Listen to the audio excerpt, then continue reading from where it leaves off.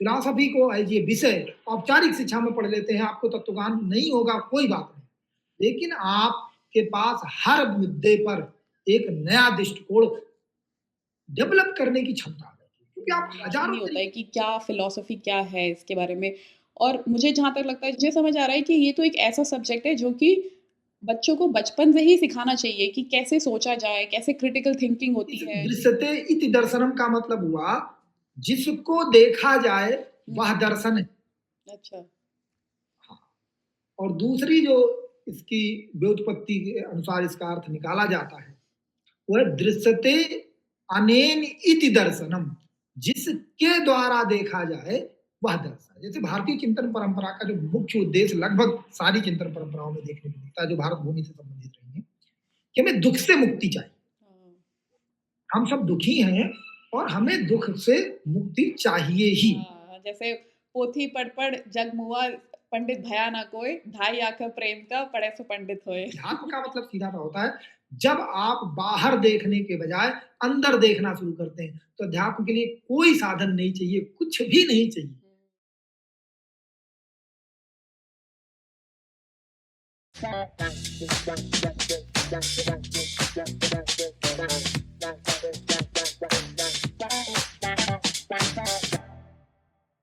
Hello Satish ji, welcome to our podcast Radico show with Rinki. कैसे हैं आप?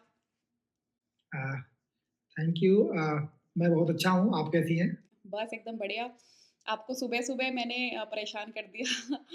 बट टॉपिक जो हमारा है आज जो कि भारतीय दर्शन जो हमें इंडियन फिलॉसफी के बारे में जानना है व्हिच इज़ वेरी इंटरेस्टिंग। और आपको बहुत-बहुत धन्यवाद कि आपने अपना टाइम निकाला और हमें इसके बारे में आप और बताएँगे। तो सतीश जी, इससे पहले कि हम अपने कन्वर्सेशन में डीप होएँ, आप अपने बारे में बता दीजिए। सभी को मेरा नमस्कार। मेरा नाम सतीश तिवारी है और मैं विगत 15-20 वर्षों से दर्शन में मेरा रुचि रही है और मेरा काम भी रहा है। जब मैंने लखनऊ विश्वविद्यालय में स्नातक में प्रवेश किया, तब मेरा एक विषय दर्शन शास्त्र था। उसके बाद मैंने उसमें परास्नातक किया और उसके बाद फिर मैंने उसमें पीएचडी में एडमिशन लिया। रुचि धीरे-धीरे बढ़ती चली गई। मैं खुद भी थोड़ा जीविकोपार्जन के लिए, आर्थिक साधनों के लिए मैंने मेरा उस समय जेआरएफ हो गया था, जो भारत सरकार द्वारा एक हुँ, फेलोशिप दी जाती है। उसके बाद मुझे प्रेरणा हुई कि मैं और लोगों को इससे जोड़ूँ और इसके लिए काम करूँ। तो सबसे पहले मैंने अपने विश्वविद्यालय में ही निःशुल्क जो हमारे जूनियर्स थे, जो हमारे साथ के लोग थे, उनकी सहायता करना शुरू की कि कैसे हम परीक्षा पास कर सकते हैं। हुँ, फिर वो हमने काम किया और बड़ा उत्साही रिज़ल्ट रहा।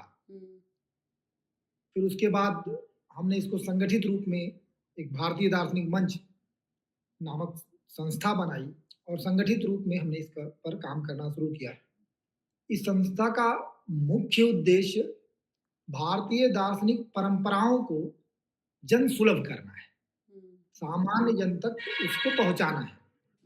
बहुत सारी मान्यताएँ हैं, बहुत सारी व्यवहार हैं जो हम अपने आचरण में प्रयोग कर रहे हैं, लेकिन वो क्या है, उसके पीछे का आधार क्या है? हुँ, कई जगह हम बहुत सारी चीज़ों को जड़ता से पकड़े हुए हैं जो उतना प्रमुख नहीं है हुँ, और प्रमुख चीज़ों को छोड़े हुए हैं। तो इसलिए हम इसमें एक संस्था बनाकर हम संस्थागत रूप में कार्य करने के बारे में हम लोगों ने सोचा हुँ, और हम काम कर रहे हैं। बहुत सारे और लोग भी काम कर रहे हैं, बहुत अच्छा काम कर रहे हैं हुँ, और जैसा हमेशा होता है कि उसी में कुछ ऐसे लोग भी होते हैं जिनका अ, लौकिक स्वार्थ ज़्यादा होता है, हुँ, तो इसकी वजह से जन सामान्य का बड़ा नुकसान हो जाता है। हुँ। वो नुकसान मानसिक रूप में है, वो नुकसान विश्वास के रूप में है, वो नुकसान नैतिक रूप में है। तो हमारी ये कोशिश है और बस अभी आरंभ ही है। नहीं, बहुत-बहुत अच्छा काम कर रहे हैं आप। और भारतीय दर्शन के बारे में जो हमारी फ़िलॉसफ़ी है, वो बहुत हद तक है ना, स्पेशली स्कूल्स में तो पढ़ाई नहीं जाती है। और जब तक हम लोग ये सब्जेक्ट नहीं लेते हैं फ़िलॉसफ़ी का, तब तक इंसान को ज्ञान ही नहीं होता है कि क्या फ़िलॉसफ़ी क्या है इसके बारे में। और मुझे जहाँ तक लगता है, जैसे मैंने भी अपना फ़िलॉसफ़ी थोड़ा पढ़ना स्टार्ट किया है 2-3 सालों से, तो मुझे समझ आ रहा है कि ये तो एक ऐसा सब्जेक्ट है जो कि बच्चों को बचपन से ही सिखाना चाहिए कि कैसे सोचा जाए, कैसे क्रिटिकल थिंकिंग होती है। क्योंकि अगर हमें सोचा नहीं सीखेंगे हम लोग, तो कैसे जो लाइफ़ में जब हम एंटर करते हैं अपनी लाइफ़ में आफ्टर स्टडीज़, तो हमें पता नहीं होता है कि हम कैसे टैकल करें बहुत सारे सिचुएशंस को।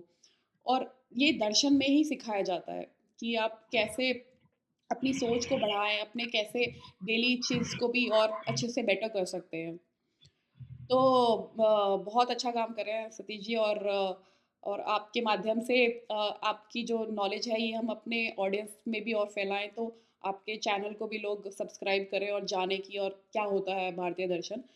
तो हम अपने पॉडकास्ट में स्टार्ट करते हैं। तो सबसे पहला मेरा क्वेश्चन आपसे यही रहेगा कि भारतीय दर्शन क्या होता है? इसके बारे में आप थोड़ा-सा बताएँ कि क्या है भारतीय दर्शन? देखिए, जब हम कहते हैं भारतीय दर्शन, तो हमें समझना होगा 2 शब्द हैं हुँ, इसमें। एक तो शब्द है भारतीय, दूसरा शब्द है दर्शन। तो पहले हम भारतीय को समझ लेते हैं, जब हम भारतीय शब्द प्रयोग करते हैं। तो भारतीय क्या है? ये एक विश्लेषण है, एडजेक्टिव है। जो भारत से संबंधित है वह भारतीय है। हुँ, अब भारत क्या है? इसे वर्तमान समय में अगर हम बात करेंगे, तो भारत एक देश है, एक नेशन है, एक कंट्री है और उसका एक अपना एक फिक्स बाउंड्री है। इंडियन कॉन्स्टिट्यूशन आर्टिकल फर्स्ट कहता है, India shall be a union of state.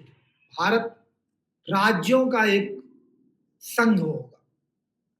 उसकी पूरी सीमा, उसकी भौगोलिक सीमा वर्णित है। एक तो भारत का ये अर्थ हुआ। किंतु जब हम भारतीय ज्ञान की बात करते हैं, भारतीय दर्शन की बात करते हैं, तो वहां पर भारतीय शब्द इस भारत के अर्थ में प्रयोग नहीं होता। फिर किस भारत के अर्थ में प्रयोग होता है?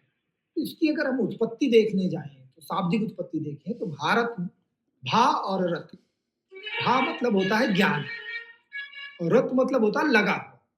तो जो भी ज्ञान में लगा हुआ है वह पूरा क्षेत्र भारत है। हाँ, लेकिन ये परिभाषा अति व्याप्त हो जाएगी। अच्छा। अगर हम ऐसा कहते हैं तो संसार पूरा जितना एग्जिस्टेंस है, जहां हुँ, पर भी हुँ, चिंतनशीलता है, वो हुँ, सब किसी न किसी रूप में ज्ञान में लगे हुए हैं। हुँ, तो भारतीय जिस अर्थ में प्रयोग कर रहे हैं, किसी शब्द को अगर परिभाषित करने की कोशिश करें, तो उसकी सीमा होना बहुत जरूरी है। उससे अगर हम हुँ, किसी से अलग नहीं कर पाएंगे तो हम नहीं समझ पाएंगे। या तो भारतीय शब्द फिर प्रयोग हो रहा है हुँ, एक भूभाग के रूप में, और ये बहुत ही प्राचीन काल से हमारे पौराणिक रूप ग्रंथों में भी हुँ, वर्णन मिलता है, इस भूभाग का वर्णन मिलता है। हुँ, शंकराचार्य, आदि शंकराचार्य ने भी इस भूभाग को निश्चित करने की कोशिश की। लेकिन दिलचस्प बात यह है कि जब हम इस भारतीय की बात कर रहे हैं, हुँ, तो जिस भारत से जुड़े हुए भारतीय की बात कर रहे हो, वह एक भौगोलिक और सांस्कृतिक अवधारणा है, राजनीतिक नहीं। अच्छा। इसीलिए कई बार समस्या ये होती है कि भारत पर ये आरोप लगाया जाता है कि भारत राष्ट्र के रूप में कभी था ही नहीं। हुँ, राष्ट्र के रूप में तब बना जब ब्रिटिशर्स आए, उन्होंने हमें एक चेतना दी।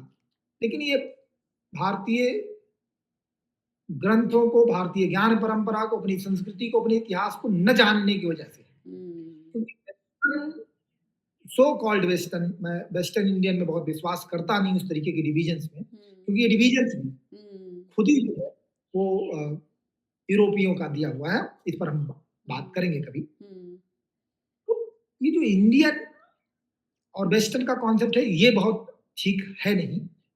अब जो यूरोपियों का द्वारा कहा जाता है कि प्रतिक्रिया स्वरूप भारत की अवधारणा निकल के आई, वो बहुत उचित नहीं है। हमारे संस्कृति में, हमारे खुद के ग्रंथों में एक भौगोलिक संरचना देखने को मिलती है, और राष्ट्र की उसी परिभाषा को क्यों स्वीकार किया जाए जिसमें हम ये मान रहे हों कि एक भाषा होनी चाहिए, एक ही बोली होनी चाहिए, उसका एक कोई न कोई शत्रु होना चाहिए। हुँ, हम उस धरा को रिप्रेजेंट कर रहे हैं, हम उसे भारतीय कह रहे हैं जो कह रहा है अयम निजा परावेति गणुना चेत लघु साम उदार चरिता नाम तू वसुधैव कुटुंब। हुँ, तो इस तरीके की अवधारणा शंकराचार्य जी ने विष्णु पुराण में एक भौगोलिक सीमा खींचने की कोशिश की गई और वह भौगोलिक सीमा बनती है जो हम मॉडर्न टर्मोलॉजी में कहें तो जो इंडियन सब कॉन्टिनेंट है वो पूरा जोग्राफिकल लोकेशन के लिए भारतीय शब्द का प्रयोग होता हुँ, है। इस क्षेत्र में इस जोग्राफिकल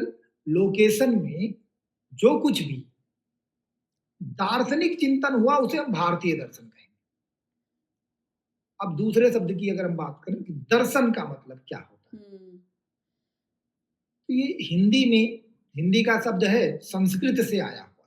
हुँ, तो जब भी हम संस्कृत भाषा में देखते हैं किसी शब्द की उत्पत्ति तो उसका एक एक तरीका है। उस तरीके में हम नहीं जानते हैं क्योंकि वो संस्कृत का अपना एक हर भी हर भाषा का अपना एक तरीका होता है। हुँ, तो संस्कृत भाषा में धातु रूप से हम अर्थ निकालते हैं।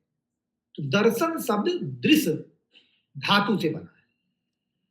तो इसकी जो व्याख्या होती है वो दो रूपों में होती है।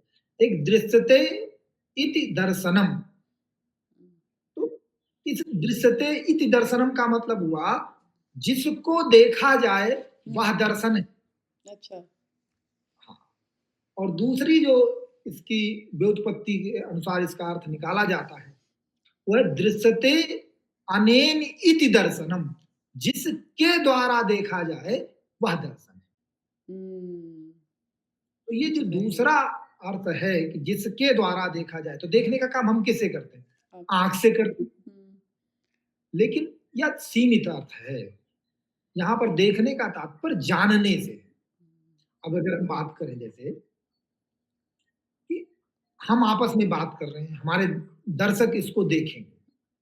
तो जब ये देख रहे हैं इस ब्रॉडकास्ट को, तो उनके मस्तिष्क में पहले से बहुत सारे संस्कार हैं, हुँ, बहुत सारा ज्ञान है। और जब वो इन ध्वनियों को सुनेंगे, इन चित्रों को देखेंगे, तो कुछ नई वृत्तियाँ बन जाएँगी। तो वो हर चीज़ को देखने का जो हम कुछ भी देख रहे होते हैं, तो पहले से कुछ ना कुछ हमारे माइंड सेटअप होता है। तो वो जो माइंड सेटअप है, वो हमारा दृष्टिकोण होता है। हम कहते हैं ना कि आपके देखने का दृष्टिकोण क्या है? तो आपका जो संस्कार है, वो दृष्टिकोण है। तो मुख्यतः दर्शन जो है, उन्हीं बैगेज का, उन्हीं संस्कारों का नाम है। हुँ, जिसके थ्रू जो आप पूर्व धारणाओं के साथ चीजों को देख रहे हैं। दूसरा एक इसकी व्याख्या ये हो सकती है कि देखना जो है वो साक्षात देखना है, साक्षात्कार है। तो एक थोड़ा ये सामान्य दर्शकों के लिए थोड़ा सा ज्यादा डेप्थ हो जाएगा। हम हुँ, फिलॉसफी में डिस्कस करते हैं कि first order inquiry and second order inquiry. First order inquiry मतलब क्या होता है? जिसमें हम डायरेक्ट चीजों को जाके देखते हैं। हुँ, तो जो यूरोपीय दार्शनिक हैं उन्होंने कहा कि philosophy is a second order inquiry, कि जो दूसरे कुछ अनुभव किए होते हैं उनका जो कंटेंट होता है उसको हम केवल एनालाइज करते हैं। हुँ, हमारा प्राइमरी सब्जेक्ट नहीं है स्टडी का।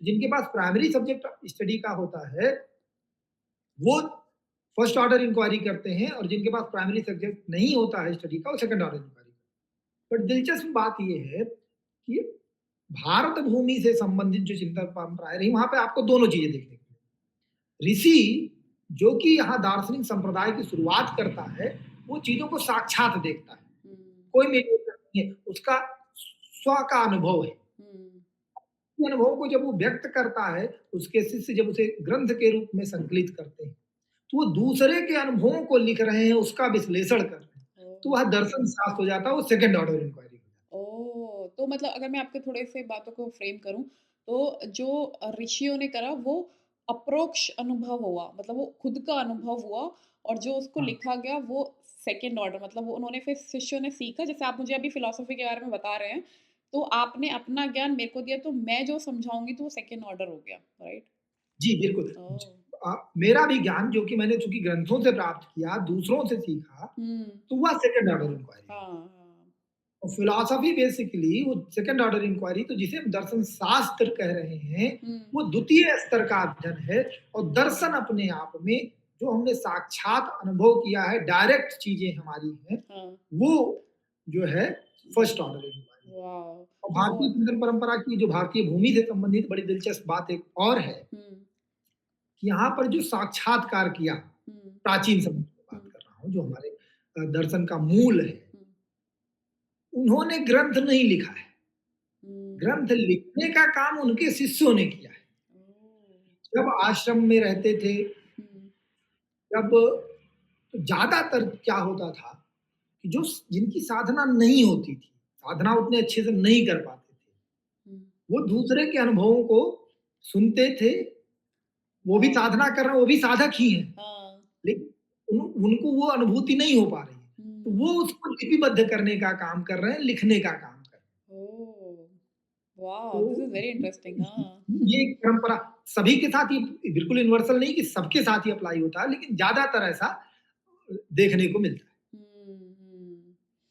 और जैसे फिर भी अगर जिन्होंने भी लिखा, तो वो पूरा नहीं लिख सकते ना क्योंकि ये तो एक स्वयं का अनुभव होता है ना?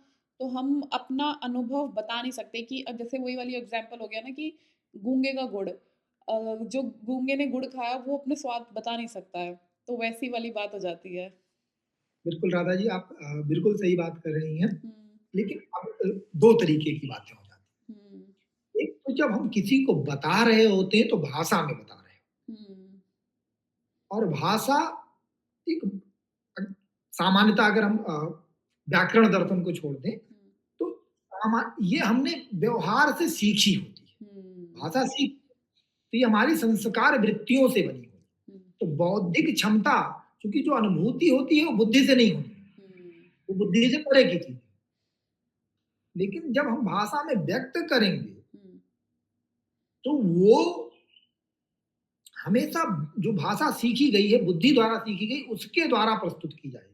हुँ, इसलिए कई बार जो एक ही तत्व का लगभग अनुभव भी सबको एक ही हो रहा है, लेकिन चूँकि संस्कार अलग हैं, भाषागत संस्कार अलग हैं, उनके प्रारब्ध अलग हैं, उनके संस्कार की प्रवृत्तियाँ अलग हैं, तो उनके अभिव्यक्ति में वो विभिन्नता दिखती लगती। इसीलिए कहा जाता है न भारतीय चिंतन परंपराओं में कि सत्य एक है, जो हुँ। विप्र है, जो ज्ञाता है, उसको अलग-अलग तरीके से व्यक्त करते हैं।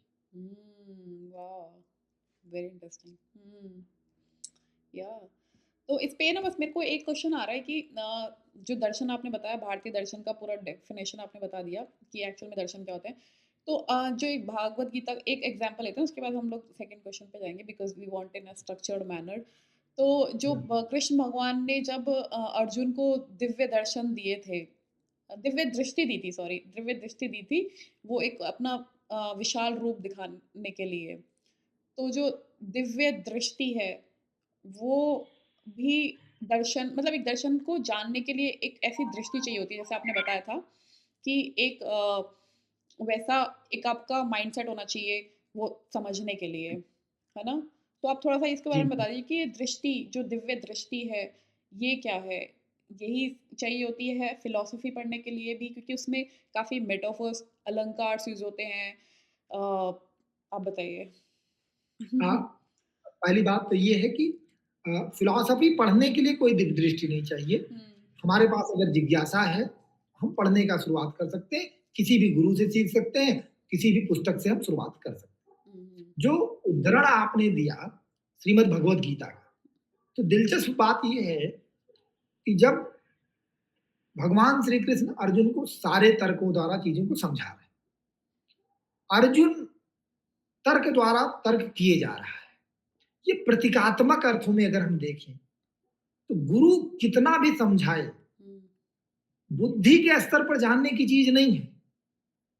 और जब बुद्धि के स्तर पर जानने की चीज नहीं है, तो आर्गुमेंट के साथ क्या होता है कि हर चीज का अपोजिट आर्गुमेंट भी होता है। एक फिलोसोफर है, जर्मन से बिलोंग करते हैं, इमैनुएल कांट। तो हुँ, कांट एक ने जो है ये डिस्कशंस किए हैं कि वो इसीलिए इन टोटालिटी वर्ड और गॉड के एग्जिस्टेंस को नहीं एक्सेप्ट करते हैं, क्योंकि वो कहते हैं जितना फेवर में आर्गुमेंट है उतना ही अगेंस्ट में आर्गुमेंट है। हुँ, इसलिए इसको एक्सेप्ट नहीं किया जा सकता। वो एक्सेप्ट करते हैं प्रैक्टिकल रीजन में, उसकी चर्चा हम कभी और करेंगे। या हम आते हैं हुँ, इस उदाहरण पे। अर्जुन भगवान श्री कृष्ण के साथ तर्क वितर्क कर रहा है, हुँ, उसे बोध नहीं हो रहा है जो भगवान स्वयं बता रहे हैं। फिर भगवान साक्षात रूप में अपने विराट स्वरूप को दिखाते हैं। ये प्रतीकात्मक है। जब बुद्धि तर्क वितर्क से कर रही है, नहीं समझ में आ रहा है, और जब पहली बार बुद्धि साक्षात तत्व को देखती है, जहां न कोई नैतिकता है, हुँ, सारे जो मन जनित, समाज जनित चीजें बनाई गई हैं, वो सब समाप्त हो जाती है। वो सारे बंधन टूटते हुए नजर आते हैं। क्योंकि संस्कार हमारे हैं, हम उनको टूटते हुए नहीं देख सकते हैं। हुँ, तो अर्थ जाता है उस विराट स्वरूप को देखकर, और ईश्वर से प्रार्थना करता कि आप फिर से, भगवान आप फिर से उसी रूप में आ जाइए। तो अगर हम तैयार नहीं है उसके लिए, तो पहले अगर मान जो ये पूरी प्रक्रिया हमने फॉलो नहीं किया है, तो हम सच्चाई को बर्दाश्त नहीं कर सकते। कई बार इसीलिए कहा जाता है कि वेद आदि पढ़ने का अधिकारी हर कोई नहीं है। हुँ, या वेद से क्या समस्या हो जाएगी, क्योंकि वहां पे ऐसे बहुत सारे ज्ञान है जिसका आप अनर्थ निकाल लेंगे। जैसे मान लिया कहा कि नैतिक, तो मुझे एक पिक्चर है, शायद आक्रोश है, मैं बोल रहा हूँ, आप लोग जरा देख लीजिएगा। हुँ, आशुतोष राणा ने उसमें एक भूमिका अदा की है, और वो लोगों की हत्याएं करता है, और वो आर्गुमेंट क्या देता है कि गीता कहती है न कोई मरता है न कोई मारता है। अगर आप तरीके से अर्थ निकालना शुरू करेंगे, हुँ, तो समस्या हो जाएगी। जो उस बौद्धिक स्तर पर पहुंचा है कि जब वहां कहा जा रहा है कि आत्मा अमर है, न कोई मरता है न कोई मारता है, उसका किस संदर्भ में प्रयोग हो रहा है? नहीं तो ऐसे में जो अंकुश है समाज द्वारा, नियम कानून नैतिकता का अंकुश जो मनुष्य की वृत्तियों पर लगाए गए हैं, अगर उसे अचानक से हटा लिया जाएगा हुँ, और वह उसके लिए तैयार नहीं है, तो फिर अनैतिकता ही जन्म लेगी। क्योंकि इंद्रियां हमारी क्या है, वो विषय भोग, बाह्य तरफ छेदी हुई है, वो विषयों के भोग के प्रति आकर्षित होती है। हुँ, जब तक आप उसके लिए तैयार नहीं है, तो ऐसे ज्ञान, ऐसी बातें आपको नुकसान कर सकती हुँ, हुँ, या व्हिच इज़ वेरी ट्रू। तो सतीश जी फिर एक क्वेश्चन आता है कि फिर जो दर्शन शास्त्र है, ये हमें कब पढ़ाना चाहिए? मतलब या तो एक इंसान को दर्शन पढ़ना कब स्टार्ट करना चाहिए अपनी लाइफ में? हैं। देखिए, दर्शन एक विषय के रूप में जो विश्वविद्यालयी परंपराओं में या औपचारिक शिक्षा में की बात है, हुँ, तो जब से किसी में बोध होने लगे तो इसे पढ़ाना चाहिए। उसका एक फायदा ये होता है कि आपकी बुद्धि में विश्लेषण क्षमता बढ़ जाती है, आप में टॉलरेंस बढ़ जाता है, हुँ, आप सहिष्णु अधिक हो जाते हैं, क्योंकि आप सारे जो, जब हम दर्शन पढ़ते हैं तो दर्शन नहीं पढ़ रहे होते, जो दार्शनिक चिंतन हो चुके हैं उनके इतिहास पढ़ रहे होते हैं, उनके हुँ, तर्क पढ़ रहे होते हैं। तो हुँ, जब हम विविध तरीके कोई भी दर्शन जब पढ़ते हैं, तो आपको लगता है अरे इससे बड़ा बढ़िया दर्शन तो हो ही नहीं सकता, इससे बड़ा आर्गुमेंट तो हो ही नहीं सकता, अब तो हुँ, सब फेल। हुँ, फिर आप जब दूसरा पढ़ते हैं, वो पता चला उसने उसको बिल्कुल काट दिया। अरे ऐसा है, अच्छा हुँ, अभी इससे बेहतर कुछ नहीं हो सकता। हुँ, फिर पता चला तीसरे ने वो भी काट दिया। तो ये जो दर्शन के बड़े विद्वान हुए हैं, उनके साथ भी हुआ है, हुँ, और सभी संस्कृति की परंपराओं में ही हुआ है। तो इससे क्या होता है, आप में ये बुद्धि सहज डेवलप हो जाती है हुँ, कि कोई भी चीज अपने आप में परफेक्ट नहीं है। जो बुद्धि द्वारा कहा जा रहा है, वो बस इतनी सी बात है कि हम बौद्धिक रूप से उसको समझ पा रहे हैं। हमारी बुद्धि तीव्रता अगर अधिक है, दूसरे के आर्गुमेंट को काट दो। तो हुँ, कोई गलत कोई सही, बिल्कुल निरपेक्ष रूप में है ऐसा, ये बुद्धि हमारी अपने आप में समाप्त हो जाती है। अब दूसरी बात रही कि दर्शन कब पढ़ना चाहिए, अगर अनौपचारिक रूप से हम बात करें, तो जब आपके अंदर जिज्ञासा पैदा हो, हुँ, या जब आप कुछ भी जानने की जिज्ञासा पैदा हो, जैसे राधा जी आपके अंदर जिज्ञासा है, हुँ, तो आप अपने आप कोशिश कर रही हैं, खोज रही हैं। हुँ, लोग कहते हैं गुरु नहीं मिल रहे हैं, इसलिए हम गुरु नहीं बना रहे हैं, सच्चे गुरु नहीं मिल, ऐसा कुछ नहीं। हुँ, अगर आप में जिज्ञासा होगी, तो आप गुरु को ढूँढ भी लेंगे। हुँ, और हमारे यहाँ तो परंपराओं में ऐसा वर्णन है कि जब सच्ची जिज्ञासा होगी, तो गुरु अपने आप आपसे आके मिल जाएँगे। yeah, which is very true. बात समझाने वाला अपने आप आ जाएगा। हुँ। नहीं, बहुत अच्छे से बताया आपने। तो मैंने भी ऐसे ही स्टार्ट किया था कि मेरी भी जिज्ञासा ही थी पढ़ते-पढ़ते और फिर मैं कब इंडियन फ़िलॉसफ़ी पे आ गई और पहले तो पता भी नहीं होता था कि ये फ़िलॉसफ़ी है। जब ये क्वेश्चन्स आने लग जाते थे कि ये लाइफ़ का मतलब क्या है एंड ऑल, तब पता चला कि अच्छा ये सब हमें दर्शन में ही मिलेंगे और बिकॉज़ मुझे पता नहीं था कि दर्शन होता क्या है, तब पता चला कि ये सब जो है हमारे जो शास्त्र हैं, भागवत गीता एंड ऑल, ये सब वेदास से निकला हुआ है और इन्हीं को ही दर्शन कहा जाता है, सांख्य दर्शन वगैरह जो ये सब हैं, षट दर्शन और जो और 3 दर्शन हैं हमारे। तो ऐसे ही मुझे पता चला, फिर उसके बाद ही I got to know about all of this things. तो सतीश जी अब दूसरा क्वेश्चन मेरा ये आता है आपसे कि एक तो भारतीय दर्शन ही नहीं वेस्टर्न फिलॉसफी भी है तो और ग्रीक फिलॉसफी भी है मतलब बहुत सारे अलग-अलग दर्शन भी हैं। तो इनमें क्या एक्चुअल डिफरेंस क्या है दोनों में? अगर उसको बता सकें तो? हाँ, बड़ा अच्छा प्रश्न है और न केवल दर्शन में, बल्कि ये हमेशा बात होती है कि वेस्टर्न कल्चर, इंडियन कल्चर, हाँ। इस तरीके की बातें हमेशा होती रहती है, वेस्टर्न थॉट, इंडियन थॉट। हुँ, पहली बात तो ये कि संस्कृतियाँ जो होती हैं, वो ज़रूर भौगोलिक सापेक्ष होती हैं, हुँ, विचार भौगोलिक सापेक्ष नहीं होते। ये जो इंडियन वेस्टर्न का जो डिवीज़न है, दिलचस्प बात ये है कि यह भी हमें सो कॉल्ड वेस्टर्न से ही मिला है। हुँ, बात है 1884 की। अमेरिका में एक मीटिंग होती है और 1884 जैसा आप लोग समझ रहे हैं कि वो एक टाइम है जब अमेरिका का उभार हो रहा है और ब्रिटेन उससे पहले पूरे विश्व में छाया हुआ है।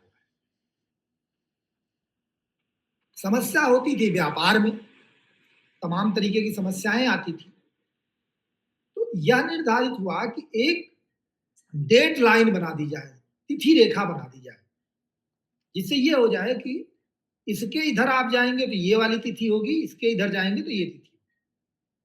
तो 1884 में अमेरिका में एक मीटिंग हुई और चूंकि ब्रिटेन की बड़ी केंद्रीय भूमिका थी, तो ब्रिटेन को केंद्र में रखते हुए पूरे विश्व को एक लाइन खींची गई, काल्पनिक रेखा, जिसे हम ग्रीनविच लाइन कहते हैं। हुँ, और उसके बेसिस पर जो चीजें उसको सेंटर माना गया, तो वहीं से वेस्ट और ईस्ट का कॉन्सेप्ट आया। ओह! और क्योंकि उस समय वेस्ट अपने आप को बहुत महान व्यक्त करता था और राजनीतिक आर्थिक रूप में उस समय वो समृद्ध भी था, तो ये हम पर आरोप लग गया। हमने भी इसको अंगीकार कर लिया कि हम वेस्टर्न हैं। ओह!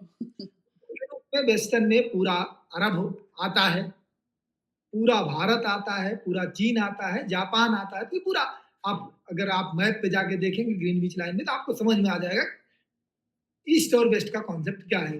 रसिया का बहुत बड़ा हिस्सा ईस्ट में आता है, ओह! ये है। हुँ, तो ये डिवीजन। अब राधा जी आप ऐसे समझिए, हुँ, समस्या क्या है? हुँ, आप इस समय अमेरिका में बैठी हैं, यूएसए में, हुँ, मैं भारत में हूँ। हम दोनों चर्चा कर रहे हैं भारतीय दर्शन के बारे हुँ, में। अगर भौगोलिक आधार की बात करें, तो आप अमेरिका में बैठ के कर रही जो विचारधारा का चिंतन है, हुँ, उसे भारतीय दर्शन कहा जाएगा कि नहीं कहा जाएगा?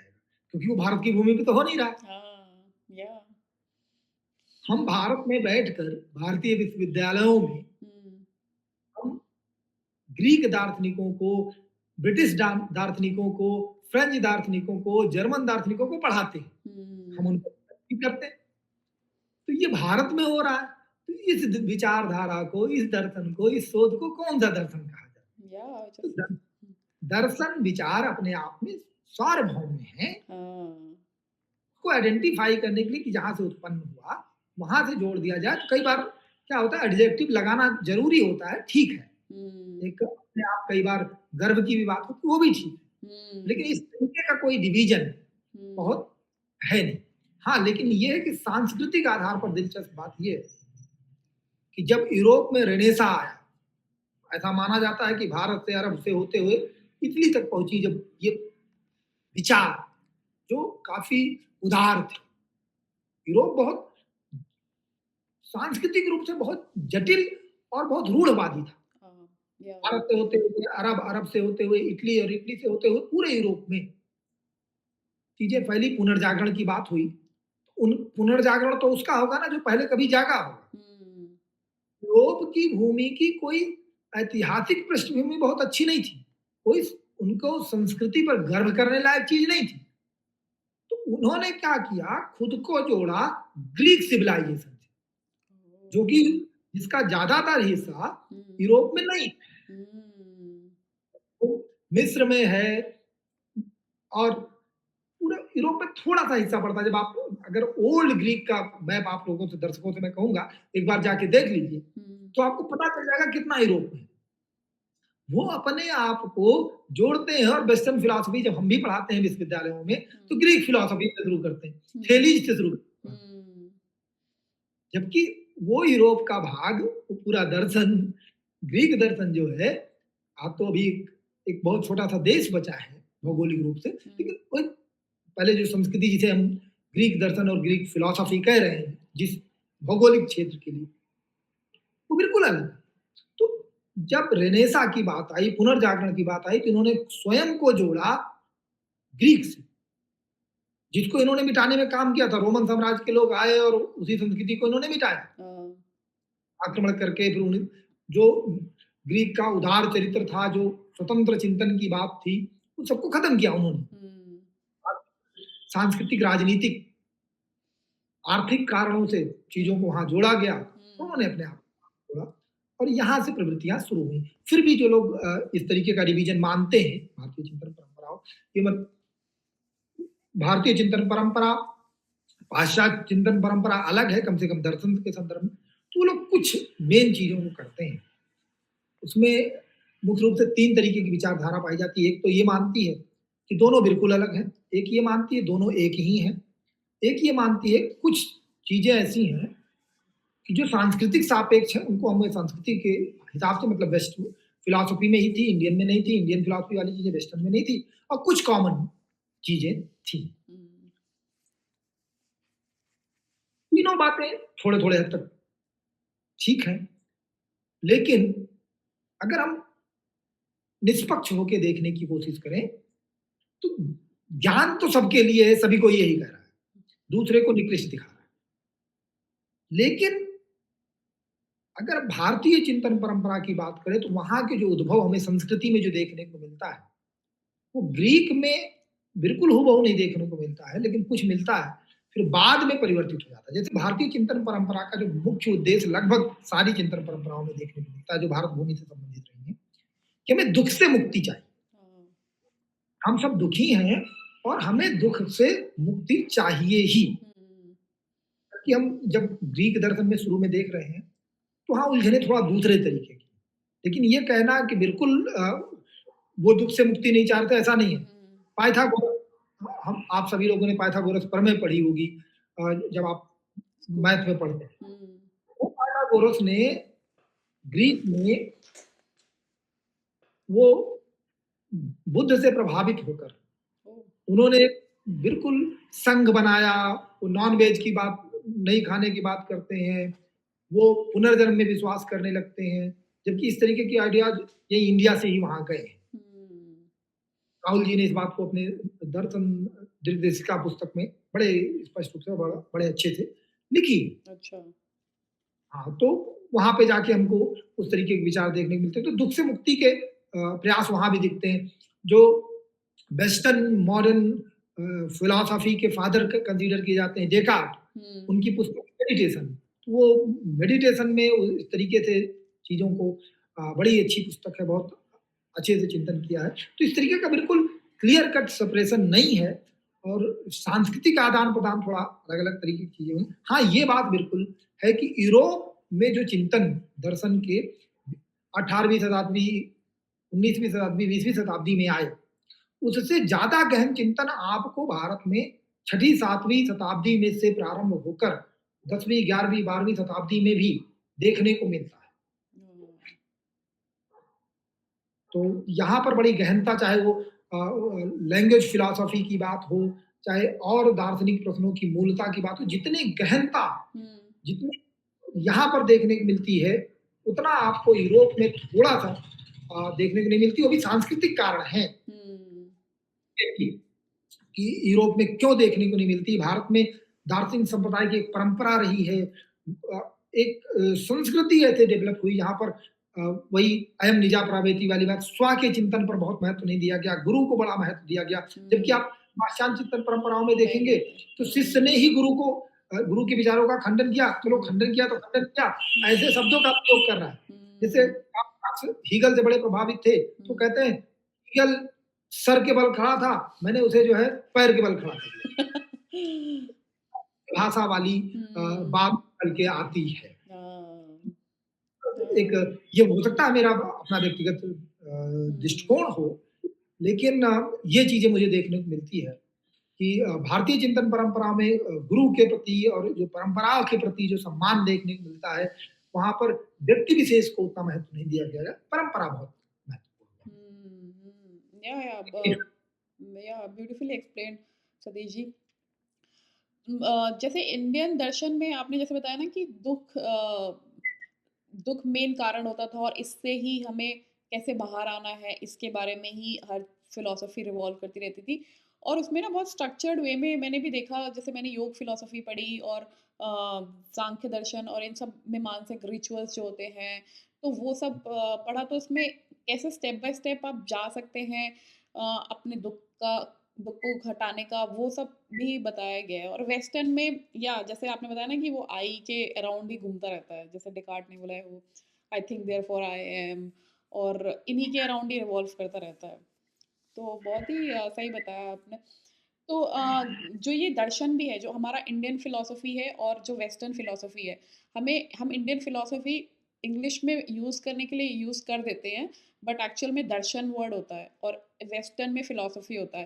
तो ये दर्शन वर्ड और philosophy is not actually the same, है ना? मतलब इस हम just lack of the word की वजह से हम लोग इसे यूज़ कर देते हैं, बट इनमें बहुत डिफरेंस है। तो फिलॉसफी का मतलब क्या है इंग्लिश में, अगर जो वेस्टर्न फिलॉसफी में बताते हैं? एक्चुअली ये अनुवाद की समस्या है, अनुवाद के साथ हमेशा समस्या ये आती है कि हाँ। जब 2 संस्कृति के लोग आपस में मिले, हुँ। तो कैसे बात करें? हाँ। तो ज़ाहिर-सी बात, हम लोग भी जैसे बात कर रहे हैं या कुछ भी होता है, तो जो अ, क्षेत्रीय भाषाओं में भी हो जाता है कि हुँ। हमारे के यहाँ इस चीज़ को जो इससे मिलती-जुलती चीज़ है, उसके लिए ये शब्द प्रयोग होता है। हुँ। इसलिए अनुवाद कर लेते हैं। तो जब एक राजनीतिक कारण था, जो रूलर क्लास था, जब भारतीय चिंतन परंपराओं की बात हुई, तो उनके यहाँ वो फिलॉसफी वर्ड यूज़ हो रहा था, तो उससे मिलती-जुलती चीज़ जो हमारे यहाँ हुई, तो हमने दर्शन शास्त्र शब्द का प्रयोग किया। जैसे फिलॉसफी शब्द जो है, हुँ। अंग्रेजी भाषा का शब्द है। जैसे हिंदी के शब्द का मूल हम खोजते-खोजते संस्कृत में पहुँच जाते हैं। हाँ। वैसे अंग्रेजी भाषा का अगर मूल हमको खोजना है, हुँ। तो हम या तो लैटिन में पहुँच जाते हैं या ग्रीक में पहुँच जाते हैं। हुँ। वही भाषा का मूल स्रोत है। हुँ। जो फिलॉसफी है, इसका मूल अगर आप खोजते हैं तो आपको ग्रीक भाषा में जाना पड़ेगा। तो हुँ। वहाँ के 2 शब्द, फिलो और सोफिया, ये 2 शब्द से चीज़ें बनी हैं। तो फिलो वर्ड जो होता है, वो उसकी मीनिंग होती है लव, हुँ। और सोफिया का मतलब नॉलेज या विज़डम। तो अब ग्रीक वर्ड में लव मतलब अभी हम जिस अर्थ में बात कर रहे हैं, कमोबेश हम कह सकते हैं, उसी तरीके की बात थी। अफेक्शन, अटैचमेंट, हुँ। इस तरीके सेंस में ही यूज़ होता था। सोफिया वर्ड जो है, जो सॉरी, हुँ। अ, जो सोफिया वर्ड है, वो वो विज़डम के सेंस में यूज़ हो रहा है या नॉलेज के सेंस में यूज़ हो रहा है।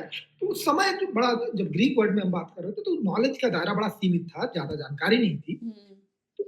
मैं जो है, ये वर्ड यूज़ होता था, केवल जो रूल वगैरह जानते थे, क्या करना चाहिए, क्या नहीं करना चाहिए, इस तरीके के जो वहाँ के सिटी स्टेट्स थे, उसमें जो नियम कानून थे, उसके जानकार वाले को हम वाइस पर्सन कहते थे।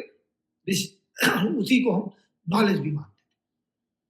और दिलचस्प बात ये है कि ग्रीक कल्चर में philosophy consider as a subject of goddess. ओह! दरअसल में जो जिन प्रश्नों की हम चर्चा करते हैं, वो देवता के विषय माने जाते थे। हुँ, और पर मानव चर्चा करे या विचार करे, इसे देवताओं का अपमान समझा जाता था। वो लोग ये मानते थे कि देवता गुस्सा हो जाएँगे और हमको उसकी सज़ा देंगे। हुँ, इसीलिए पाइथागोरस कहता है वी आर फिलॉसफर। हुँ, हम ज्ञान के अनुरागी हैं, हम फिलॉसफी नहीं कर रहे। हम जो फिलॉसफी है, जो ज्ञान है, उसके लवर हैं, हम उसके चाहने वाले हैं। ओह! संस्कृति से बचने के लिए कि देवता नाराज़ हो जाएँगे, हुँ, लोग नाराज़ हो जाएँगे इस बात से कि देवता नाराज़ हो रहे हैं, हुँ, उससे बचने के लिए ये खुद को कमतर दिखा रहे हैं, हम तो उसके बस प्रेमी हैं, हम वो दर्शन नहीं छेड़ रहे, उस सब्जेक्ट को नहीं छेड़ रहे। तो हुँ, ये फिलॉसफी है। और दर्शन जैसा मैंने बताया, दर्शन शास्त्र और दर्शन में जो डिफरेंस हमने पहले ही हम लोग चर्चा कर चुके हैं। तो ये अनुवाद के रूप में स्वीकार की गई क्योंकि उससे मिलती-जुलती अ, शब्द थे, तो उस सांस्कृतिक परिप्रेक्ष्य में इसको स्वीकार किया। नहीं बहुत सही मतलब काफ़ी क्योंकि वेस्टर्न में भी भगवानों को माना जाता था, तो वो ऑफेंड हो जाते थे काफ़ी क्योंकि ऐसे ही सोक्रेट को भी ऐसे ही वो पिला दिया गया था, हाँ, ज़हर पिला जो दिया गया था। हाँ, जात पर आरोप 2 मुख्य आरोप लगे थे। हाँ, एक एक तो तो कि जनताओं को ग्रीक देवी-देवताओं का आरोप जो है अपमान करने का, दूसरा नवयुवकों को भ्रष्ट करने भ्रष्ट करने का। का। भ्रष्ट। हुँ, दिलचस्प बात ये कई बार लगता है कि मतलब जो जानते हो तो जानते ही हैं कि जो सुकरात को ज़हर दिया गया था, हुँ, वो जूरी ने दिया था। हुँ, जूरी सब ये होता है कि आजकल के जो बच्चे हैं हो सकता है वो ना जानते हों हुँ, कि कोई एक जज नहीं होता, हाँ, जजों का एक समूह होता है और वो बहुमत के आधार पर निर्णय लेते हैं।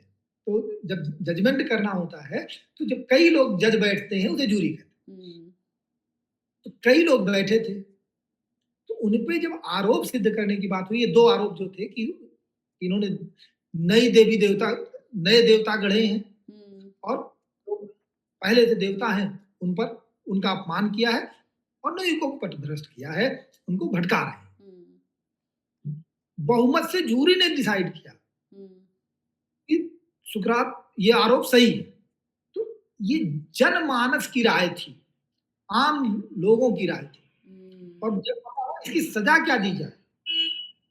तो उस बहुमत से ज़्यादा लगभग सभी लोग इस बात से सहमत थे कि सुकरात को ज़हर देना चाहिए। हुँ, इसीलिए शायद सुकरात के शिष्य प्लेटो हुँ, को प्रजातंत्र से जो डेमोक्रेसी है उससे ये हो गया कि प्रॉब्लमेटिक हो गई कि लोग हुँ, जो होते हैं उनके पास कॉमन सेंस नहीं होता है, वो अच्छी चीज़ को नहीं समझ पाते हैं और वो भेड़ चाल में चले जाते हैं और गलत डिसीजन ले लेते हैं। हुँ, शायद इतना बुद्धिमान होने के बाद, इतनी मेधा के बाद भी उन्होंने बेस्ट फॉर्म ऑफ गवर्नमेंट को, डेमोक्रेसी को एक्सेप्ट नहीं किया प्लेटो ने। वो जो है इसकी आलोचना पूरे अपने सारे रचना में करते थे। करते रहे। या तो सतीश जी मतलब मेरा एक क्वेश्चन यहाँ पे आता है कि जो ये ग्रीक फिलोसोफर्स थे और जो वेस्टर्न फिलोसोफर हैं, वो डिफरेंट हैं या उनको भी सेम कैटेगरी में ही लेते हैं? यानी डिफरेंस की बात नहीं है, अगर हम थोड़ा टाइमलाइन हिस्ट्री देखें, हाँ, तो जो ग्रीक फिलॉसफी है, चूँकि ग्रीक फिलॉसफी जब हम कह रहे हैं तो एक ज्योग्राफिकल लैंड की बात कर रहे हैं, एक कल्चरल यूनिट की बात कर रहे हैं, वहाँ फिलॉसफी हो रही है। अच्छा। उसके बाद रोमन्स जो हैं वो आक्रमण कर देते हैं इन पर हुँ, और पॉलिटिकल जो है पॉलिटिकली वो जीत जाते हैं और वहाँ पर गवर्नमेंट फॉर्म हो जाती है। अच्छा। क्रिश्चियनिटी लेकर आए होते हैं लोग। हुँ, क्रिश्चियनिटी तो अब जो कुछ भी चिंतन हो रहा है इस पूरे रीजन में, हुँ, इवन ग्रीक रीजन में, हुँ, तो अब क्या हो गया कि विद इन द क्रिश्चियनिटी होने लगा, जिसे हम डार्क फेज कहते हैं। ओह! अच्छा। तो जो डार्क फेज है उसमें कुछ भी against the Christianity, against the Bible बोलना जो है, अगेंस्ट द चर्च बोलना अलाउ ठीक नहीं है था, नहीं था। कोई बोल नहीं सकता था, उसको हुँ, सजा दे दिया। बड़े हुँ, लंबे समय तक, ये लगभग 1500 सालों तक इसका एक फेज रहा। अच्छा। उसके हुँ, बाद में फिर वहाँ पे भी रेनेसां पीरियड आता है, मॉडर्नाइज़ेशन आता है, तो डेकार्ड जैसे लोग आते हैं। हुँ, फिर से चीज़ों को रिवाइव करने की कोशिश की। फिर भी वो डर बना हुआ है हुँ, और लोगों को तिरस्कृत किया जा रहा है। हुँ, जो भी जैसे स्पिनोजा, तो हुँ, बड़े गॉड गॉड का उन्होंने मोनिज़्म की बात कर दी। हुँ, मोनिज़्म की जगह अगेंस्ट ऑफ क्रिश्चियन गॉड, हुँ, तो बाइबल में मोनिज़्म नहीं है। तो स्पिनोजा को पादरी थे, उनको हुँ, बायकॉट कर दिया गया, उनको बड़े बहुत सारे कष्ट झेलने पड़े। सोशली उनकी लाइफ़ बहुत टफ़ हो गई, पर्सनली उनको बहुत सारे प्रॉब्लम्स झेलने पड़े हुँ, ड्यू टू देयर बिलीफ। हुँ, जो पूरा उतना जितने थोड़ा-सा जो नए विचार की बात आती है, उदारता की बात आती है, उन्हें सामाजिक और व्यक्तिगत जीवन में बहुत ही कष्ट को झेलना झेलने पड़ा। पड़ते हैं। तो ये जब हम कहते हैं कि वेस्टर्न फिलॉसफी, तो वेस्टर्न तो पूरा वर्ड आ ही रहा है, और मैंने जैसा बताया कि ये एक लाइन से डिवाइड किया गया। फिर जो ब्रिटिशर्स थे, वहाँ पे भी जब हम यहाँ बैठ के इंडिया में देखते हैं, तो कई बार हमको ये लगता है कि सब अंग्रेज हैं। हाँ। बट वहाँ कल्चरल बड़े अलग-अलग है, और हुँ, उनमें बहुत ज़्यादा क्लैश है। जैसे हुँ, जो फ्रेंच हैं वो अपने आप को बहुत सुपीरियर समझते हैं, जर्मन अपने आप को बहुत सुपीरियर समझते हैं। एक टाइम था जब ब्रिटिशर्स बहुत नीचे माने जाते थे, हुँ, और उसके ऊपर थे फ्रेंच, जर्मन, पुर्तगालीज़, ये लोग बहुत कल्चरली अपने आप को साउंड मानते थे, अभी भी ये लोग साउंड मानते हैं। हाँ, मुझे लग रहा है टाइम ज़्यादा हो रहा है, लेकिन फिर भी मैं एक किस्सा सुनाऊँगा, मुझे नाम नहीं याद आ रहा है। कोई नाम नहीं याद आ रहा। हाँ, कोई फ्रेंच पोएट था, हुँ, उसने पोएट्री हुँ, और उसने अपने एक फ्रेंच स्कॉलर्स को दिखाई कि मेरी पोएट्री कैसी है। उसने कहा कुछ खास नहीं। हुँ, तो कहा कि अच्छा, शेक्सपियर से भी खराब है। हुँ। अरे शेक्सपियर से ठीक है। शेक्सपियर इतना बड़ा नाम है, और कहा कि तुम्हारी पोएट्री खराब है, और फिर कहा कि शेक्सपियर से भी खराब है, तो कहा नहीं, नहीं, शेक्सपियर से अच्छी है। तो इट हाँ। मीन्स शेक्सपियर की तो बहुत ही खराब है। तो इतना कल्चरल क्लैश हमको देखने को मिलता है। जर्मन्स में अपनी सुपीरियरिटी का तो पूरा जर्मन सुपीरियरिटी की वजह से तो मतलब एक ही रीज़न नहीं था, बट अ, ज़ाहिर-सी बात है कि हमें वर्ल्ड वॉर फेस करना पड़ा। तो हाँ, वो हुँ, वो वहाँ पे भी जो क्लैश ऑफ सिविलाइजेशन बहुत ज़्यादा है। हुँ, या, ऐसा नहीं है कि जब हम वेस्टर्न वर्ल्ड कहते हैं तो वेस्टर्न एक जैसा नहीं है। अच्छा, अभी अगर हम कंटेम्परेरी बात करें तो जैसे ईस्ट, वेस्टर्न वालों के लिए ईस्ट सब बराबर होता है, बट हम इंडिया और चाइना रसाकसी कर रहे हैं, तो हम हाँ, एक नहीं हैं, हमारी हमारे हित एक नहीं है, हमारी बिलीफ सिस्टम एक नहीं है। हुँ, चाइना में जो अगर हम बौद्धों को छोड़ दें तो हमारा बिलीफ सिस्टम बिल्कुल एक नहीं है, हुँ, हमारा पैटर्न एक नहीं है। तो उसी तरीके से जो है वेस्ट के बारे में भी है, तो वो कलेक्शन ऑफ सिविलाइजेशन है, कोई एक सिविलाइजेशन नहीं, और हुँ, ना केवल एक। हाँ, हाँ, नहीं, नहीं, सही बताया आपने जैसे ईस्टर्न में हुँ, जैसे ईस्टर्न में हम लोग सभी आ जाते हैं जी, वो जी। चाइना के और जापान के सब के आ जाते हैं, वैसे ही वेस्टर्न के ये सब भी आ गए, इंक्लूड हो गए। जैसे अमेरिका अमेरिका को भी हम वेस्ट में ही कंसीडर करते हैं, और जो अमेरिकन फिलॉसफी निकल के आई है, हुँ, उसको भी हम वेस्टर्न फिलॉसफी में ही करते हैं। हुँ, हुँ। नहीं, बहुत अच्छे से बताया आपने। तो अब हम इंडियन फ़िलॉसफ़ी पर आते हैं। तो इंडियन फ़िलॉसफ़ी में पार्टीशंस हुए हुए हैं। तो वो पार्टीशन किस बेसिस पे किया गया है, उसके बारे में आप बता दीजिए? मतलब वो वेदास को भी लेके कंसिडर करके ही लिया गया है, तो वहाँ से बताइएगा कि वेदास को कैसे डिस्ट्रीब्यूट किया है उन्होंने? हाँ, ये एक्चुअली ग्रुपिंग का जो है ना, ये ह्यूमन नेचर है। हुँ, हम सिमिलैरिटी के हिसाब से ग्रुपिंग करते रहते या हैं। फिर और ये ग्रुपिंग, जब भारतीय दर्शन को 2 ग्रुप में रखने की बात करें, बहुत सारे कई पैटर्न हुए हैं और कई पैरामीटर्स रहे हैं, लेकिन एक जो बड़ा सबसे फेमस पैरामीटर है, वो आस्तिक-नास्तिक का है। हुँ, ऑर्थोडॉक्स और हेटेरोडॉक्स, थीस्ट-अथीस्ट वाला नहीं है। हुँ, अच्छा। जैसे आस्तिक नास्तिक शब्द आता है ना, तो तुरंत हम लोग समझते हैं, वो जो ईश्वर में विश्वास करता है वो आस्तिक, जो ईश्वर को नहीं मानता वो नास्तिक। ओह! अच्छा। बट ये बहुत ही ज़्यादा हुँ, क्रिश्चियनाइज्ड कॉन्सेप्ट है, कि अच्छा। क्रिश्चियंस का है, बिलीवर नॉन बिलीवर्स वहाँ से हुँ, आया, कि हाँ, जो गॉड में बिलीव करता है वो थीस्ट है, हुँ, और जो गॉड में बिलीव नहीं करता है वो एथीस्ट है। हुँ, भारतीय चिंतन परंपरा में जब आस्तिक नास्तिक का डिवीजन होता है, हुँ, तो एक स्कॉलर हैं भारतीय चिंतन परंपरा में एंशिएंट, हुँ, मनु, हुँ, बड़ी विवादित बात है उनकी, क्योंकि मनु स्मृति जो है मनुस्मृति। भारतीय संस्कृति में बड़ी हुँ, विवादित रही है, उसके अलग कारण है, कभी हुँ, अलग से देखा जाएगा। तो मनुस्मृति में उन्होंने कहा वेद निंदको नास्तिक, हुँ, जो वेद की निंदा करता है वो नास्तिक है। इस आधार पर ये हुआ कि फिर उसको और क्लेरिफाई किया कि one who does not accept Vedas as a authority of knowledge. हुँ, ठीक है, वो हो गया हेटेरोडॉक्स। और हुँ, जो एक्सेप्ट कर रहा है अथॉरिटी ऑफ नॉलेज के फॉर्म में, वो ऑर्थोडॉक्स हो गया। तो जो ये मान रहा है कि वेद में जो कुछ भी लिखा है सब प्रमाणिक है, वो हो गया आस्तिक। जो ये मानता है कि वेद में लिखी गई बातें सामान्य है, कुछ सही भी हो सकता है, कुछ गलत भी हो सकता है, वो हुँ, नास्तिक। हुँ, तो ये एक डिवीजन का आधार बनता है। और भी कई परंपराएं होती हैं, जैसे और कई तरीके के डिवीजन होते हैं, जैसे हम श्रवण परंपरा और वैदिक परंपरा के आधार पर डिवीजन करते हैं। श्रवण परंपरा का क्या मामला है कि श्रवण परंपरा मुख्य रूप से बहुत सारे अंतर है, लेकिन मुख्य रूप से क्या होता है कि श्रवण परंपरा वाले भिक्षाटन करने जाते थे, और भिक्षाटन के दौरान वो जो भी उनका अनुभव होता था, ज्ञान होता, तो ज्ञान के लिए लोगों तक जाते थे और उनको बताने की कोशिश। जबकि वैदिक परंपरा प्रारंभ में ये थी अधिकारी भी, हुँ, जो अधिकारी है ज्ञान उसी को दिया जाए। हुँ, तो यहाँ जाना पड़ता था। तो इसलिए एक ऐतिहासिक कालक्रम में श्रवण परंपरा बहुत प्रभावी हुई। तो बाद में क्या हुआ कि वैदिक वाले भी प्रचार प्रसार का काम करने लगे। भक्ति आंदोलन पूरा जो निकल के आया, उसमें खूब प्रचार प्रसार की बात की गई, लोगों तक गए। और बाद में जड़ता भी श्रवण परंपराओं में भी आई। उनके क्या भी सब कुछ ओपन नहीं है। हुँ, ये कोई भी जाए और बिना अधिकारी भेद के कोई भी ज्ञान प्राप्त कर सकता है, कोई भी बड़ा अधिकारी बन नहीं। अच्छा, उनकी जो आपस में चर्चा होती थी, हुँ, परंपरा में भी, श्रवण परंपरा में मुख्य मुख्य रूप से बौद्ध और जैन की हम बात कर लेते हैं, बहुत और बहुत सारी है, लेकिन ये हुँ, दोनों। एक बड़े मीमांसक हुए हैं कुमारिल। हुँ, तो कुमारिल जो है पहले ये होता था शास्त्र परम कि बड़े क्लोज डिस्कशंस होते थे, जो with in the group discussions होते थे या अध्ययन होते थे, वो बड़े क्लोज होते थे, हर कोई अलाउ नहीं होता था। हुँ। ऐसा क्यों होता था ऐसे? ये ऐसे ग्रुप में उन्हीं को ही क्यों ज्ञान दिया जाता था? तो कई रीज़न्स थे। कारण हैं। अच्छा।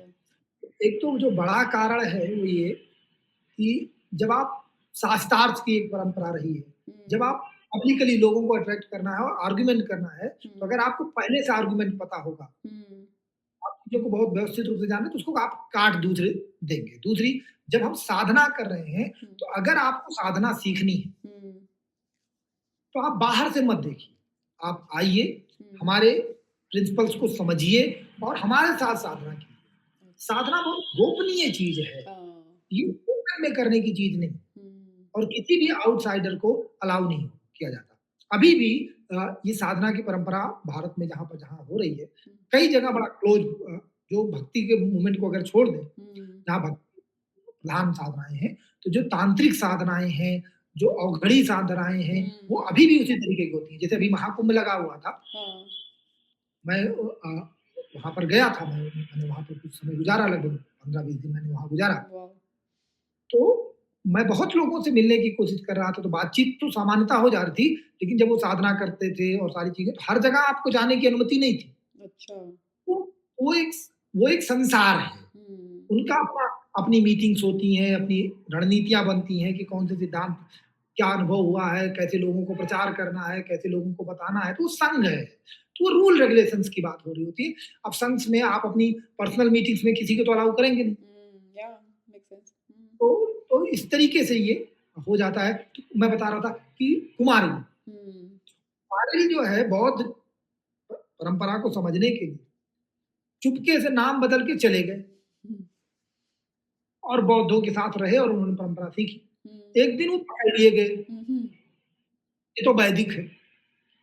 और इसके हुआ क्या कि कुमारिल को पहाड़ के ऊपर से उठा के फेंक दिया गया। ओह! तो जो है उनकी दोनों आँखें फूट गई। हुँ, मतलब इतनी, जैसे भारतीय चिंतन परंपराओं में कई जगह बहुत ज़्यादा टॉलरेंस दिखता है। हुँ, चीज़ों में जब आप देखते हैं तो जो ये शास्त्रार्थ हैं, हाँ, वो शास्त्रार्थ बहुत क्लोज होते हैं। और जब एक 2 तरीके के हैं, एक तो जब पब्लिकली हो रहे हैं, तब तो आप कोई भी आइए, आप चैलेंज किया, आप आइए चैलेंज कीजिए, बात कीजिए, तर्क दीजिए। हुँ, लेकिन जब साधना हो रही है या संघ की मीटिंग हो रही है, तो उसमें अलाउ आप नहीं है। धर्म भेद धर रख कर जा रहे हैं, उनकी विद्या को सीखने के लिए जा रहे हैं, छल कर, तो इसे बर्दाश्त नहीं किया। हुँ, तरीके की परंपरा हमको देखने को मिलती है। हुँ, तो परंपराओं का विभाजन इस तरीके से कई तरीके से रहा है। ऐसे ही तांत्रिक परंपरा जो तंत्र परंपरा रही है और वैदिक परंपरा रही है, उसका भी एक विभाजन होता है। तंत्र का हमारे यहाँ बहुत अभी तो सामान्यतः लोग तंत्र मतलब जादू टोना इस तरीके से समझ लेते हाँ, हैं। हाँ, हुँ, व्यवस्था सिस्टम हाँ, सिस्टम होता है। तरीके को ध्यान रखकर उस पर उस तरीके से बहुत तरीके से काम करते हैं। हुँ, तंत्र में हमारे पीरिसयुजम और बहुत सारे तंत्र तंत्र की साधनाएँ हुई हैं, पूरा हुँ, नाथ नाथ परंपरा रही है, इस तरीके की चीज़ें पूरा बड़ा व्यवस्थित बना है। उस हुँ, पर हम लोग और देखेंगे, बात करेंगे क्योंकि हाँ, वो अपने आप में पूरी उस व्यवस्थात्मक परंपरा को समझना एक अपने आप में बहुत समय हाँ, चूँकि बहुत कम लोग उसके बारे में जानते हैं और वो एक समय रिक्वायर करता है। तो अभी हम चूँकि बिल्कुल दर्शन के सामान्य स्टार्टिंग में। परिचय की बात कर रहे हैं, तो हुँ, इतना डिटेल में नहीं। हुँ, हुँ। नहीं तो जैसे आपने बताया ना कि 2 पार्ट में डिवाइडेड है आस्तिक और नास्तिक, ये भी मनु ने बताया बेस्ड ऑन कि जो वेदास को अ, बि वेदास की टीचिंग्स को बिलीव करते हैं, उनको आस्तिक बोलते हैं, जो कि नहीं करते हैं, उनको नास्तिक बोलते हैं। तो जी। आस्तिक में कौन से वो फिलॉसफीज़ आई हैं, दर्शन आए हैं? अच्छा सामान्यतः क्या है कि अभी हम केवल अध्ययन की सुविधा के लिए विश्वविद्यालयी परंपराओं में हुँ।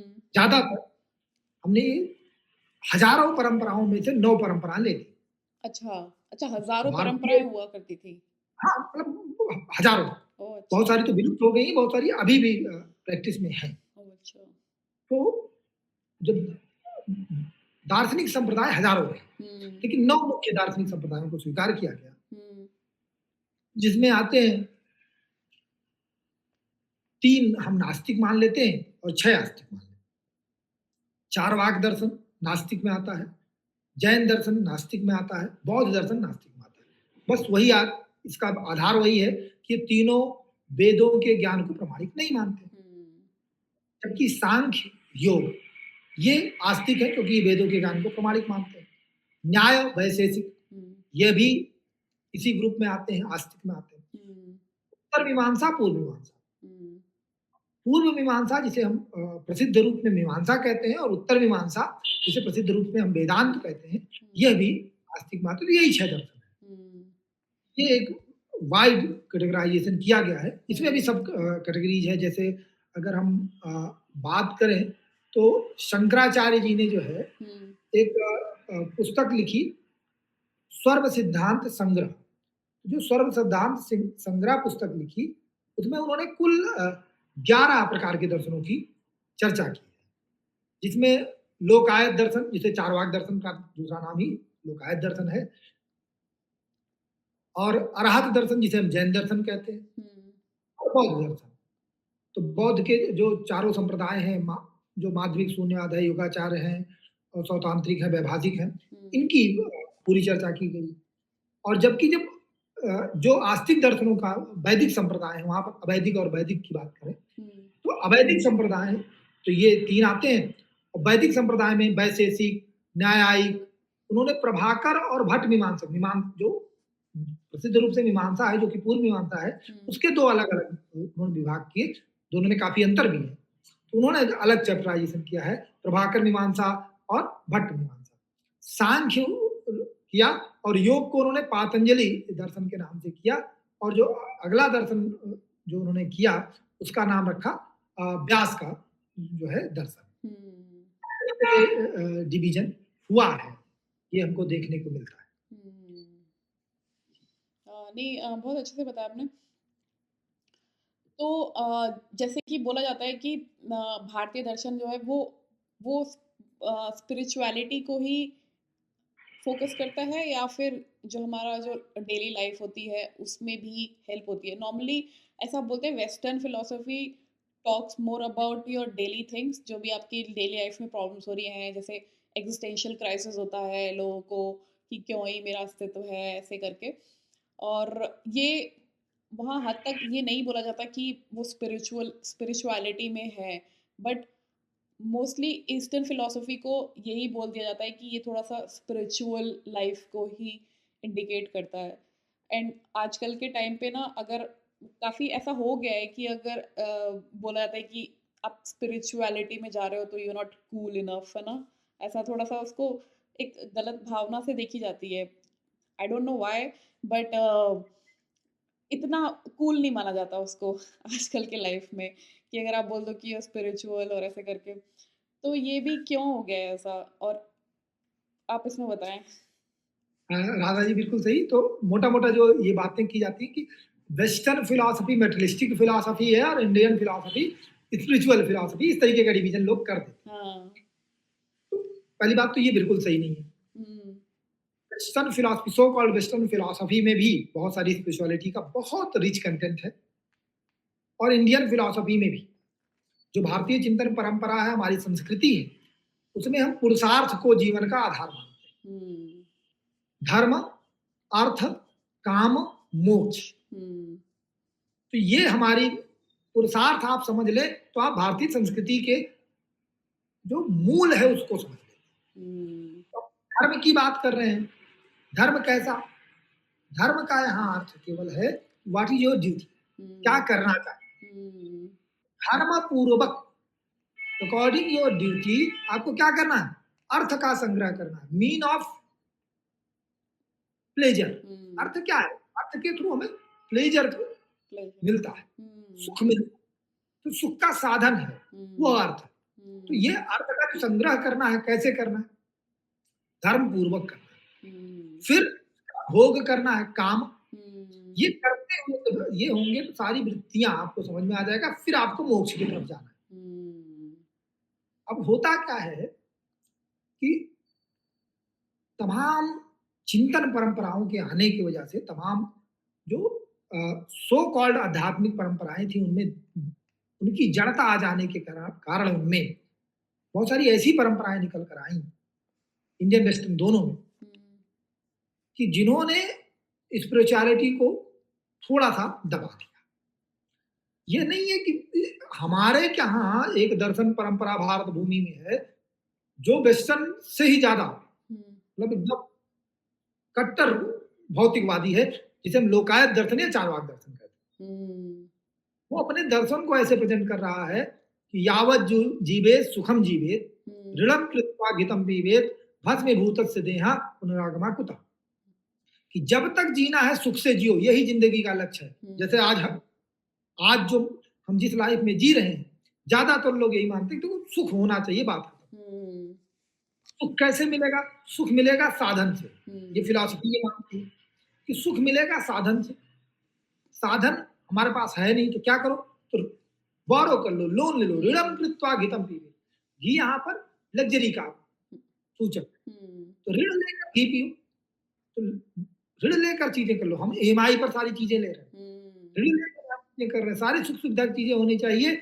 नहीं है पैसा, कोई बात नहीं, आओ हम उधार दे दें, उधार हाँ, ले जाकर। हुँ, फिर उन्होंने कहा लोग उधार मांगेंगे तो हुँ, मान्यता ये थी कि अगर आप बिना उधार दिए हुए मर जाते हैं तो आपको अगले जन्म में आके चुकाना पड़ेगा, हुँ, या फिर आप बिना उधार दिए अगर मर जाते हैं तो जो लोग अगला जन्म नहीं मानते हैं वो मानते हैं हुँ, कि आपको नरक प्राप्ति होगी, आपको जहन्नुम जाना पड़ेगा, आपको हेल जाना पड़ेगा, तो आपको जो उधार लिया हो तो वापस करना पड़ेगा। तो उन्होंने कहा नहीं नहीं ऐसा कुछ नहीं है, हुँ, मरने के बाद कुछ होता नहीं, भस्म भूत से देहा कुतः, मरने के बाद शरीर जल जाती, कौन मिलता है कौन पहचानता, जस्ट एंजॉय। हाँ, इसी चक्कर में जैसे अभी 2008 में अमेरिका में रिसेशन आया, जिसे अ, जो हाउस रिसेशन के नाम से फेमस है, कि लोग इतना उधार ले लिए, हाँ, वो हुआ कि अच्छा अब वापस नहीं कर पा रहे हो या किस्त नहीं दे पा रहे हो, क्या करेंगे? तो कहे घर पे लोन लिया था, तो बैंक ने कहा तुम्हारा घर बेच देंगे। कहे हुँ, कोई बात नहीं, हुँ, बेच दो भाई, नहीं है हमारे पास।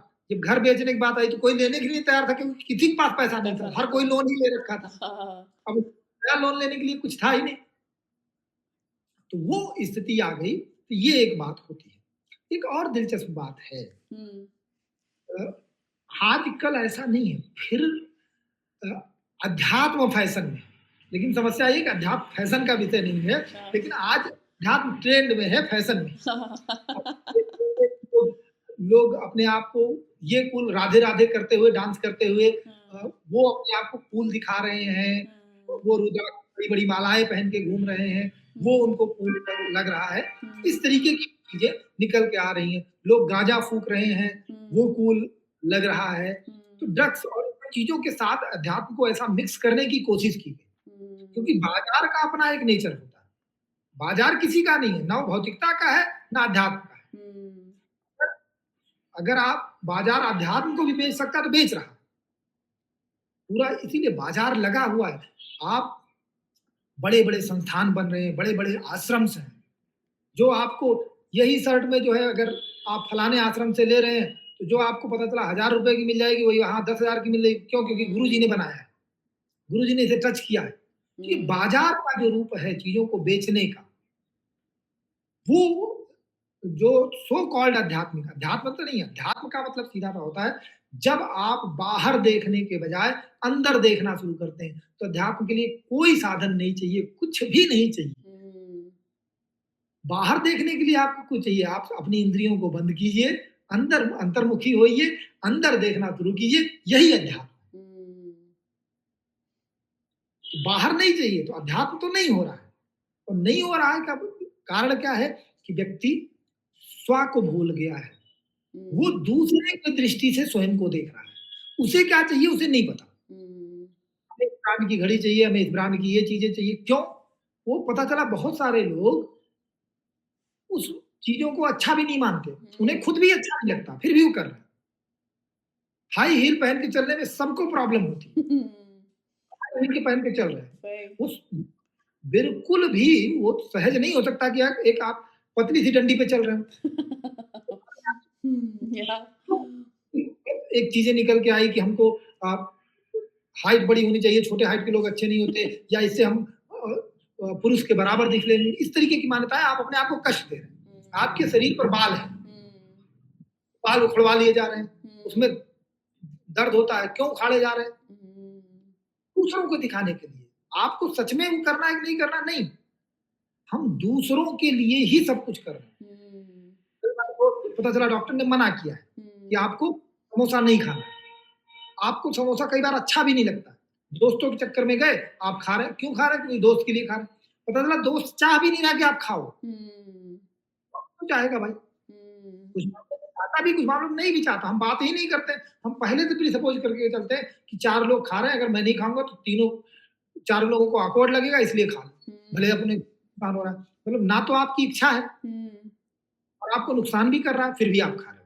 हुँ, हमने क्या किया है कि स्वयं के बारे में सोचना छोड़ दिया है, अपने के बारे में सोच नहीं रहे और ना ही अपने को देख रहे हैं। हुँ, तो जब हम अपने आप को केंद्र में रखेंगे, जब हम स्वार्थी बनेंगे, स्व को समझना शुरू करेंगे, स्वार्थी शब्द बहुत बुरा होता माना जाता है, इसी हुँ, प्रकार से रूल है, लेकिन स्वार्थी बनिए। देखिए खुद को, अपनी इच्छाओं को देखिए, अपनी ज़रूरतों को देखिए, अपने आप को समझिए कि आपकी ज़रूरत क्या है। हुँ, आप यहाँ से अपने आप को देखना शुरू करेंगे, फिर धीरे-धीरे यात्रा आपके अंदर की यात्रा शुरू होगी। अभी तो आपकी बाहर की भी यात्रा आपकी नहीं है। वो किसी पिक्चर की वजह से, किसी दूसरे नायक की वजह से, किसी समाज की वजह से, उसकी वजह से आप बाहर भी दिख रहे हैं। तो हुँ, आप बाहर खुद की इच्छा से नहीं पहुँच पा रहे हैं, तो अंदर कहाँ पहुँचिएगा? तो हुँ, पहले या बाहर का कि बाहर वैसे दिखिए, बाहर वैसे व्यवहार कीजिए, जो आप चाहते हैं। हुँ, या धीरे-धीरे अंदर तक हुँ, या बहुत अच्छे से बताया आपने एक्चुअल में जो रियलिटी है वही बताया आपने कि मोस्ट द टाइम हम लोग अपने इच्छा के अनुसार चीज़ों को नहीं खरीदते हैं या जो एक्चुअल में हमें चाहिए होती है वो चीज़ खरीदते नहीं हैं। हमें ये चाहिए होता है कि how we can show it off और कैसे हम कूल दिख सकते हैं अपने सराउंडिंग में। ऑल्दो हमें पता होता है कि it's gonna impact badly but still we want to like show it off, है ना? तो वो चीज़ें हो जाती हैं। तो इसीलिए बिल्कुल ना हम पहले टाइम पे ना ये बोला जाता था कि आप कैसे हैं? तो उसमें बोलते थे आप स्वस्थ हैं? ये बोला हाँ, वर्ड यूज़ किया जाता था कि आप स्वस्थ हैं। तो स्वस्थ का मतलब ये होता था कि आप अपने में स्थित हैं या नहीं हैं, ये जानने के लिए। जो आपका स्वरूप है, आप उसमें अवस्थित हैं नहीं। हाँ, या। और आज ये समस्या आई है हुँ, और इसका कारण सिर्फ़ इतना-सा है कि जब भी हम हुँ, अंदर से ज़्यादा बाहर को महत्व देंगे, हुँ, तब ये समस्या शुरू हो जाएगी और जब इस तरीके की विचार आए, इस तरीके की चिंतन परंपराएँ आई, जो भौतिकता से संबंधित थी, जो हुँ, बाह्यार्थ को ज़्यादा महत्व दे रही थी। हुँ, उसकी वजह से ये समस्या उत्पन्न हुई और बात यहाँ तक पहुँच गई है। लेकिन फिर भी जनसंख्या बढ़ी है, लोगों की रुचि बढ़ी है, हुँ, आनुपातिक रूप से बहुत जनक स्थिति नहीं है। कई बार क्या होता है कि हम पुरातन संस्कृति से, पुरातन नैतिक मान्यताओं से वर्तमान जो जनरेशन है, जो वर्तमान लोग व्यवहार के लोग हैं, उनके आचरण को देख रहे हैं। हुँ, तो चीज़ें बहुत हमको नकारात्मक दिख रही होती हैं, लेकिन इतनी नकारात्मक है नहीं। हुँ, नॉर्मली ये आपको लगता है कि आज का युग तो बिल्कुल भ्रष्ट है, उसको कोई उसको नैतिकता से कोई मतलब नहीं है, उसको संस्कार से कोई मतलब नहीं, ऐसा नहीं है। हुँ, आप एक संस्कृति विशेष से दूसरे संस्कृति को देखने की कोशिश करें। पुराने जनरेशन के पास इतने ऑप्शंस अवेलेबल नहीं थे। या पुराने जनरेशन के पास इतने विकल्प उपलब्ध नहीं थे कि वो और विकल्प जो बता दिया गया कि यही सही है, वही मानते रहे। हुँ, आज की जनरेशन के पास तमाम तरीके के विकल्प उपलब्ध हैं। हुँ, कोई कह रहा है ये सही है, कोई कह रहा है ये सही है, कोई कह रहा है ये सही है। इतने में कन्फ्यूज़ होना लाज़मी है। लाज़मी है, यप, अब मान लीजिए कोई लिविंग रिलेशनशिप में रह रहा है, हुँ, तो कहेंगे अरे ये तो भारतीय संस्कृति के खिलाफ है, हुँ, ये पतन हो रहा है, सांस्कृतिक पतन हो रहा है, आजकल के बच्चे तो मिट गए। हुँ, जिज्ञासा है, वो विवाह नामक संस्था जो कि अ, पहले बहुत ज़्यादा मेहनत के बाद बनी, हुँ, लेकिन उसमें क्या आई, वो फेल होती नज़र आई। हुँ, इसलिए लोग उधर जा रहे हैं और या ऐसा नहीं है कि ये बिल्कुल नई चीज़ है। नई चीज़ इस नहीं तरीके है। के योग पहले भी हुए हुँ, और कम से कम अगर हम भारतीय चिंतन परंपराओं की बात करें, तो वहाँ पर कोई एब्सोल्यूट एथिकल चीज़ नहीं मानी गई। हुँ, सुखम न दुःखम, न हुँ, पुण्यम न पापम। या लेकिन मैं फिर वही चेताना चाहता हूँ हुँ, कि इसको पढ़कर अगर आपने संकुचित मानसिकता, हुँ, दूषित मानसिकता से इसको पढ़ लिया, तो आपने कहा ना पुण्यम न पापम, कुछ भी कर रहे हैं, ना पुण्य है, तो आप गलत नहीं है, तो आप हाँ, पाप ही करोगे। हुँ, आप मनोगामी हो हुँ, और मन इंद्रियों से चलता है, स्पर्श से चलता है, हाँ, जो आपको अच्छा लगता है। आपके संस्कार ऐसे बन गए हैं, बाह्य संसार ऐसा है, तो जो भोग है, आप भोग के तरफ ही भागते जाओ। हुँ, जो मार्ग आपको ले जा रहा है विरक्ति की तरफ ये बताते हुए कि अच्छा बुरा नहीं, हुँ, उसमें आप उसका प्रयोग करके आप भोग की तरफ भागने लगोगे और हुँ, भोग अंततः जो है नष्ट ही करता है। हुँ, आपको आपकी शारीरिक क्षमता को, आपकी मानसिक क्षमता को, आपके सोचने की क्षमता को, आपकी भोग की क्षमता ही नष्ट हो जाएगी। हुँ, आप क्योंकि भोग के साथ क्या है, आप अति भोग करने लगते हैं, उसकी लिमिट नहीं मानते। जब सीमा नहीं मान रहे तो क्या हुँ, अति भोग करेंगे, फिर इंद्रियाँ ही उसके लिए सक्षम नहीं रहेंगी कि आप भोग कर पाएँ। हुँ। शुरू में दबा के खूब समोसा और डीप फ्राई ये सारी चीज़ें खा रहे होते हैं, फिर डॉक्टर एक दिन कहता है आज के बाद एक बाइट भी नहीं। हाँ। तो भोग करते-करते ऐसी स्थिति आ गई कि अब आप भोग ही नहीं कर सकते। हुँ, इसलिए सब चीज़ों को संयमित, संतुलित, व्यवस्थित रूप में जीने की बात की गई। इसीलिए मैं बताता हूँ, मैं कह रहा हूँ कि पुरुषार्थ की जब बात हो रही है कि धर्म, अर्थ, काम, मोक्ष, हुँ, कर्म के अनुरूप ही आप अगर भोग करने की बात की रही, भोग तो इंद्रिय सुख की बात हो और सारे समृद्धि की बात हो, इसकी बात तो यहाँ हो ही रही है। हुँ, अभ्युदय की बात हो रही है, सांस्कृतिक समृद्धि की बात हो रही है। हम सांस्कृतिक समृद्धि की बात कर रहे हैं, सभ्यता की समृद्धि की बात कर रहे हैं, भोग की बात कर रहे हैं, वो ज़रूरी है। हम तो कहते हैं अब भारतीय संस्कृति में बात हो रही है कि आपको जो जन्म लेते ही 3 ऋण से आप जुड़ जाते हैं। तो पितृ ऋण की मुक्ति तभी होगी जब आप संतान उत्पन्न करेंगे। हुँ, तो यहाँ पे एक सिस्टम बनाने की कोशिश की गई, जो सिस्टम अब नहीं बचा है, सांस्कृतिक रूप से वो खत्म हो गया है, लेकिन संस्कृति महत्वपूर्ण नहीं है। उसका एसेंस जो है, हुँ, वो ठीक है, अब हम वर्ण व्यवस्था नहीं चला सकते, उसकी कोई ज़रूरत नहीं है। अब हम आश्रम व्यवस्था नहीं चला सकते, चीज़ें बदल गई हैं, हुँ, लेकिन उसके पीछे का जो एसेंस है, जो कि त्रिकालिक है, उसको समझें, तो भले हम 25 साल तक गृहस्थ में नहीं रह पा रहे हैं। हो सकता है किसी की जल्दी नौकरी लग जा रही है, किसी को बाद में आर्थिक उपार्जन के साधन हो रहे हैं। तो आप उस हिसाब से फ्लेक्सिबल कर लीजिए। फ्लेक्सिबल है। मूल को पकड़िए कि जीवन में आप पहले तैयार हो भोग के लिए, तब भोग करें। फिर भोग करें, फिर त्याग करें और फिर स्व के पास फिर वापस आएँ। ब्रह्मचर्य आश्रम में आप सीखते हैं, अपने पर ध्यान देते हैं कि कैसे जीवन जीना है, उसकी तैयारी करते हैं। संन्यास में फिर आप अपने आप पर ध्यान देते हैं। आप मोक्ष की तैयारी कर रहे हैं, तो मोक्ष किसी और को नहीं मिलेगा, आप प्रयास कर रहे हैं, आपको मिलेगा। और वानप्रस्थ ये दूसरों के लिए है। गृहस्थ में आप अपने ऋणों से मुक्त होते हैं।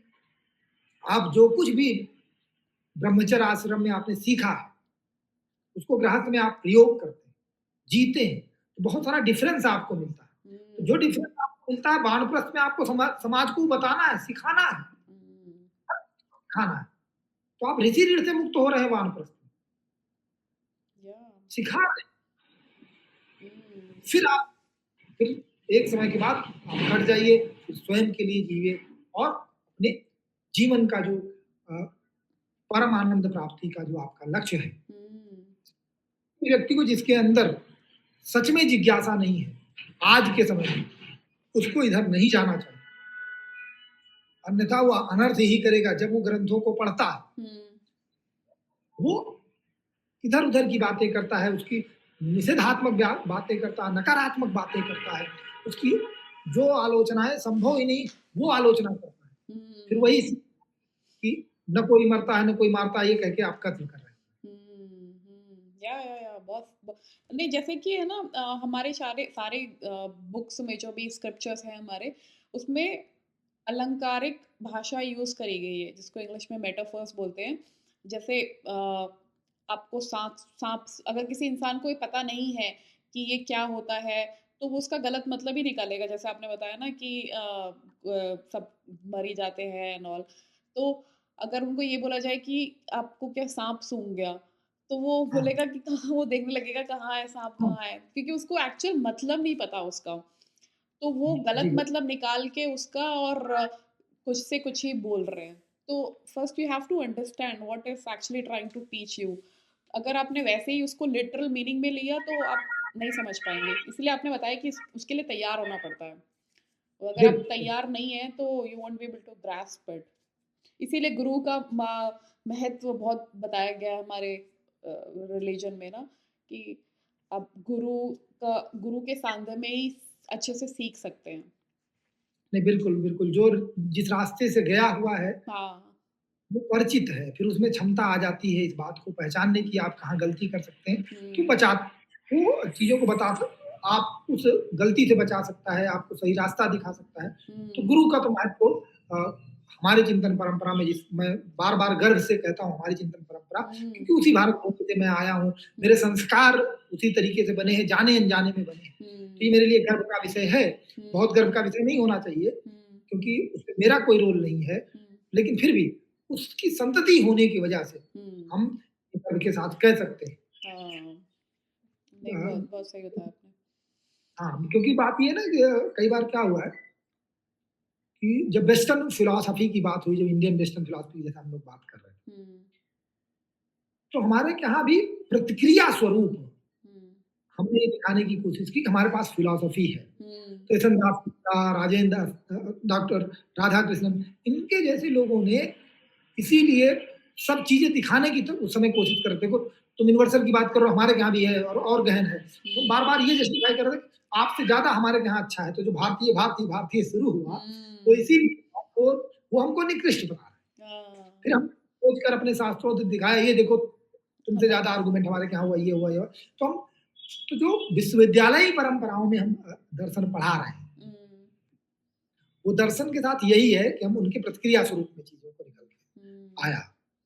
जबकि जो यहाँ पर परंपरा में रही है, वो चीज़ें बिल्कुल अलग तरीके से रही हैं। और अगर हम इतिहास को देखें, भारतीय इतिहास को देखें, जो दर्शन शास्त्र के रूप में देखें, हुँ। तो एक जैन आचार्य हुए हरिभद्र सूरी जी, उन्होंने एक पुस्तक लिखी, हुँ, दर्शन समुच्चय। अच्छा। सामान्यतः जब हम षठ दर्शन शब्द का प्रयोग करते हैं तो 6 आस्तिक दर्शनों की बात याद आती है। हाँ। लेकिन जो हरिबुद्ध सूरी जी लिख रहे हैं षठ दर्शन समुच्चय, हुँ, तो उन्होंने 6 दर्शन लिखे हैं, वो है बौद्ध, ओह! जैन, हुँ, न्याय, सांख्य, वैशेषिक और जैमिनी दर्शन। अच्छा। इसमें वेदांत नहीं है। ठीक हुँ, है, जैमिनी दर्शन जो हम कहते थे मीमांसा को कहते हैं, उन्होंने ओह! मीमांसा सूत्र अच्छा। वो लिखा। हाँ। तो एक परंपरा ये देखने को मिलती है।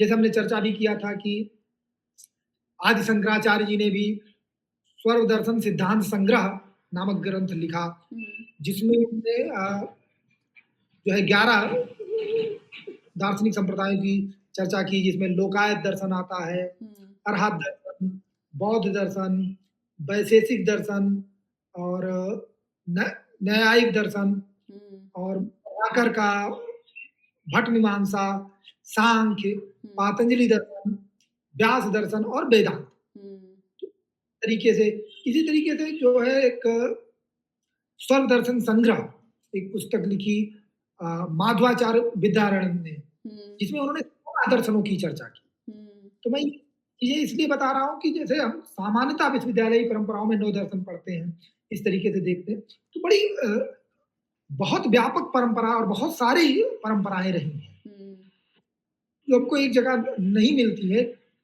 जैसे माधवाचार्य जी ने जो 16 दर्शन किए, उसमें जो 16 दर्शन में आता है, चारवाक दर्शन जिसे हम लोकायत दर्शन भी के नाम से जान रहे हैं, हुँ, बौद्ध दर्शन, जैन दर्शन, पूर्ण प्रज्ञा दर्शन, अच्छा। एक जो उतना प्रसिद्ध नहीं है, हुँ, और नकुली शरण पाशुपात दर्शन, एक बहुत प्रसिद्ध दर्शन रहा है, शैव दर्शन, प्रतिभिज्ञा दर्शन, रसेश्वर दर्शन, हुँ, वैशेषिक दर्शन और जो है व्याकरण दर्शन, जैमिनी का दर्शन, पाणिनि का दर्शन, सांख्य दर्शन, पातंजलि योग दर्शन, वेदांत दर्शन। तो इस तरीके से जो है बहुत सारे दर्शन है जो अप्रसिद्ध दर्शन है।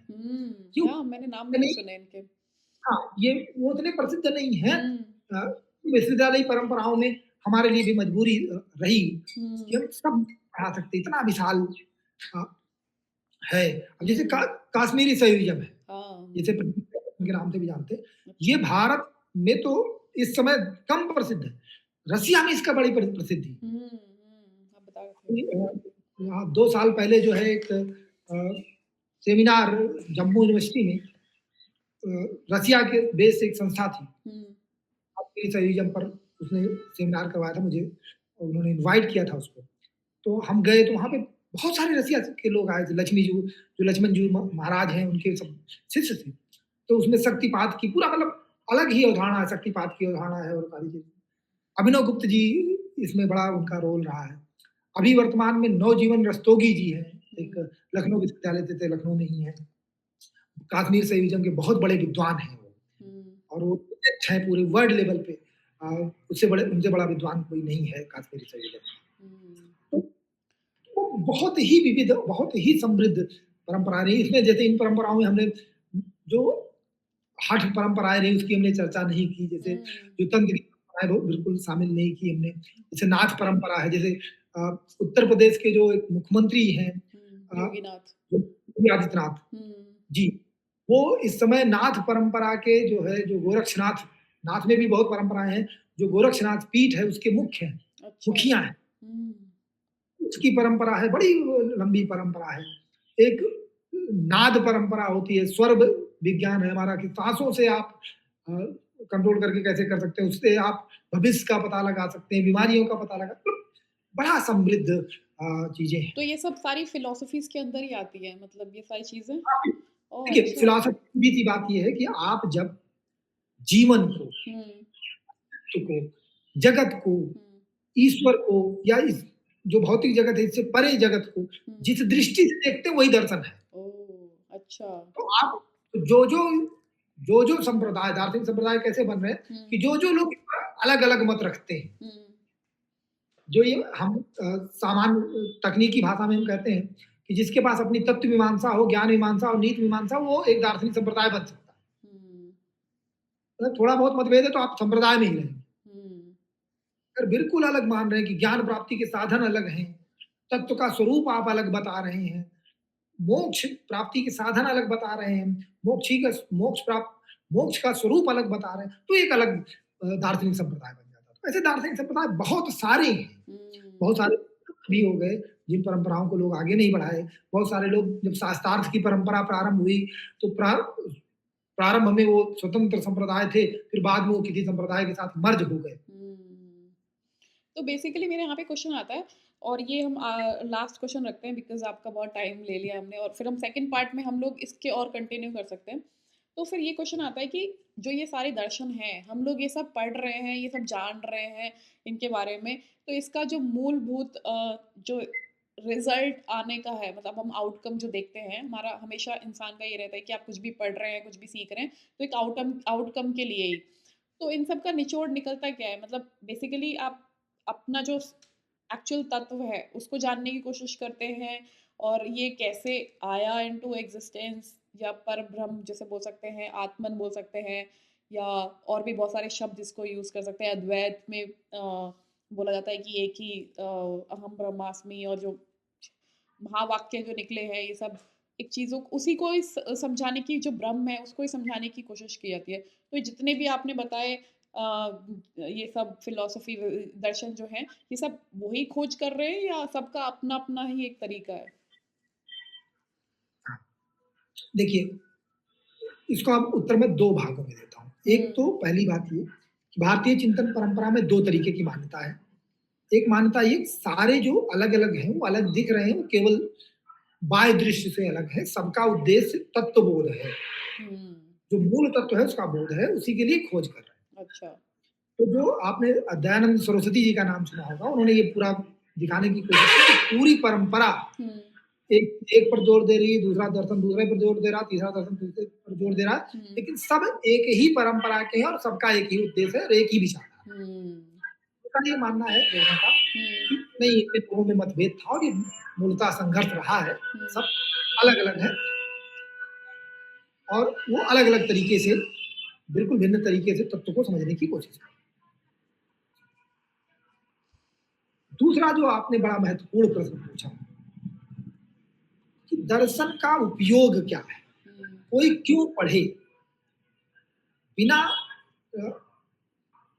किसी के अंदर भी इच्छा तब पैदा होती है किसी भी चीज़ की, तो वो जानता है कि हमें मिलेगा क्या? लाभ क्या होगा? हुँ, और कम से कम अभी के समय में जब हम हर चीज़ को लाभ के दृष्टि से ही देखते हैं, पहले मिलेगा क्या? फल होगा, तभी इच्छा होगी। हुँ, तो ये इसको भी मैं 2 तरीके से उत्तर देना चाहता हूँ। एक तो उनके लिए जिन्हें जिज्ञासा है, जिन्हें सच में इस बात की ज़रूरत महसूस हो रही है कि वो जानें कि तत्व व्हाट इज़ रियलिटी, हुँ, तो है क्या? जिनमें सच में बेचैनी है, उनके लिए दर्शन का अध्ययन अलग तरीके से होगा। उनको गुरु की बड़ी आवश्यकता है। उनको किताबों में कुछ नहीं मिलेगा, हुँ, क्योंकि अगर वो किताब में पढ़ेंगे तो गलत समझ लेंगे, हुँ, नहीं समझ। हुँ, दूसरा, एक विषय के रूप में है ये सब्जेक्ट औपचारिक शिक्षा में फिलॉसफी क्यों पढ़ें? पहली बात, फिलॉसफी एक व्यक्ति को बेहतर इंसान बनाता है। हम फिलॉसफी में लॉजिक पढ़ते हैं। जब आप लॉजिक पढ़ते हैं तो आपको ये सलीका, ये सहूर आता है कि बात कैसे करनी है, हुँ, भाषा का प्रयोग कैसे करना है, तर्क किसे कहते हैं। आप तर्क कुतर्क में अंतर जानेंगे, आप जानेंगे कि बात कैसे करते हैं, ये सबको पता होना चाहिए। हमने भाषा सीख ली, सब प्रयोग भी कर रहे हैं, लेकिन हम जानते ही नहीं है कि भाषा का सही प्रयोग कैसे। हुँ, बात कर रहे हैं तो उसका उद्देश्य क्लियर होना चाहिए। तो हम कुछ भी पाने के लिए उद्देश्य तो चाहते हैं, बोल क्यों रहे हैं उसका भी उद्देश्य क्लियर होना चाहिए। तो सहूर सीखेंगे आप, अगर आप तर्क सीखते हैं किसका? बात कर। हुँ, जब आप नीति शास्त्र पढ़ते हैं, जो कि सब ब्रांच है फिलॉसफी, तो आप अपनी नैतिक मान्यताओं के पीछे का आधार जानेंगे। जो भी आपकी नैतिक मान्यता है, फिर वो आपके आचरण को दृढ़ करेगा। जब आप क्लियर होते हैं कि जो कर रहे हैं वो क्यों कर रहे हैं, झूठ क्यों नहीं बोलना चाहिए, हुँ, किसी की हत्या क्यों नहीं करनी चाहिए, दान क्यों देना चाहिए, जब आप इसको लेकर क्लियर होते हैं, तो आपके आचरण में जो स्पष्टता होती है, जो सुकून होता है, वो अधकचरे ज्ञान में नहीं, मम्मी ने कहा है, पंडित जी ने कहा है, सर ने कहा था, तो उस व्यवहार में और समझ के व्यवहार करने में बहुत अंतर होगा। हुँ, ये आचरण कैसे करना है, क्यों करना है, ये जानने के लिए नीति शास्त्र पढ़ना। ज्ञान होता कैसे है, किसी को भी ज्ञान, कोई भी ज्ञान हो, ज्ञान होता कैसे है, ये समझने के लिए आपको ज्ञान मीमांसा पढ़नी है। ज्ञान के साधन क्या है, किसे हम ज्ञान कहेंगे, किसे ज्ञान नहीं कहेंगे, हुँ, और मूल तत्व क्या है, उसके बारे में अभी तक जिन लोगों को ज्ञान प्राप्त हुआ उन्होंने क्या क्या कहा। क्योंकि लड़ाई होती है तत्व मीमांसा पर। हुँ। अल्लाह है, ईश्वर है कि गॉड है, एक ईश्वर है, दो ईश्वर है, वो लेडीज है, जेंट्स है, कि उसका कोई मतलब नहीं है, उसने दुनिया कहाँ से बनाई, कुछ नहीं बनाई, अपने अंदर बनाई, नहीं कुछ था उससे बनाई, इसी को लेकर लड़ रहे हैं। हुँ, पूरा धर्म के जो पूरी लड़ाई है वो तत्व मीमांसीय मान्यताओं को लेकर है। तो आप विविध चीजों को जब जानेंगे, उनके तर्क को जानेंगे, तो आप में सहिष्णुता बढ़ेगी। आप दूसरे के विचार को लेकर टॉलरेंट हो। जैसा मैंने थोड़ी देर पहले चर्चा में कहा, कि जब आप एक दर्शन को पढ़ते हैं तो उनके तर्कों को सुनकर आप एकदम अभिभूत हो जाते हैं। आपको लगता है कि वाह क्या बात कर दी, इससे अच्छी बात तो हो ही नहीं सकती। हुँ, तो आर्गुमेंट आपको बिल्कुल साउंड नजर आ रहे थे, दूसरा आता है जब उसी आर्गुमेंट को काट देता है, तब आप भौचक्के हो जाते हैं। हुँ, तब आपको लगता है कि अरे जो मुझे अकाट लग रहा था वो तो काट दिया, हुँ, फिर उसका दर्शन बड़ा अच्छा लगने लगता है। जब ये प्रक्रिया बार बार होती है तो आपके अंदर जो जड़ता है वो खत्म होती है, और हुँ, जब जड़ता खत्म होती है तब नवीन मार्ग खुलता है। नवीन मार्ग केवल अध्यात्म के क्षेत्र में नहीं, भौतिकता के क्षेत्र में। हुँ, अगर विज्ञान में भी तरक्की करनी है, नई खोजें करनी है, तो आपको नए, जो पुरानी मान्यताएं हैं उनको अच्छे से समझना होगा, और समझने के बाद नए रास्ते पे जाना होगा।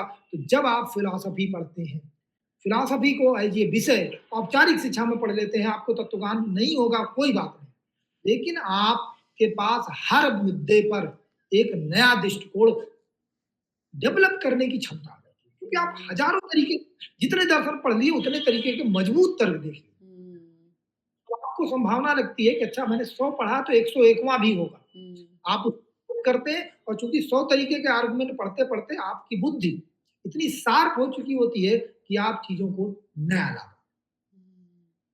इसीलिए अगर आप लेखक बनना चाहते हैं, अगर आप नई फिल्म लिखना चाहते हैं, आप नए आर्गुमेंट गढ़ना चाहते हैं, तो सब चीजों के लिए दर्शन एक विषय के रूप में, जो भले विश्वविद्यालयी परंपराओं में पढ़ाया जा रहा है, वो पढ़ना और अच्छे से पढ़ना आपके लिए बहुत सार्थक होगा।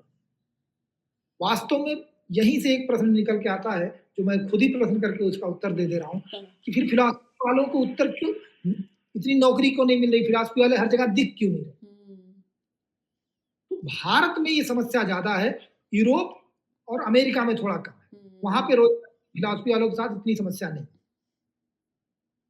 हम भारत में जब बैठे हुए हैं तो हमारे साथ समस्या ये आ रही है कि हमें जो विद्यार्थी मिलता है, अभी वर्तमान समय की बात कर रहा हूँ, एक समय में सुभाष बाबू, सुभाष चंद्र बोस, डॉक्टर अंबेडकर, जवाहरलाल नेहरू, सरदार पटेल, गांधी, ऐसे लोग दर्शन शास्त्र के विद्यार्थी हुँ, थे।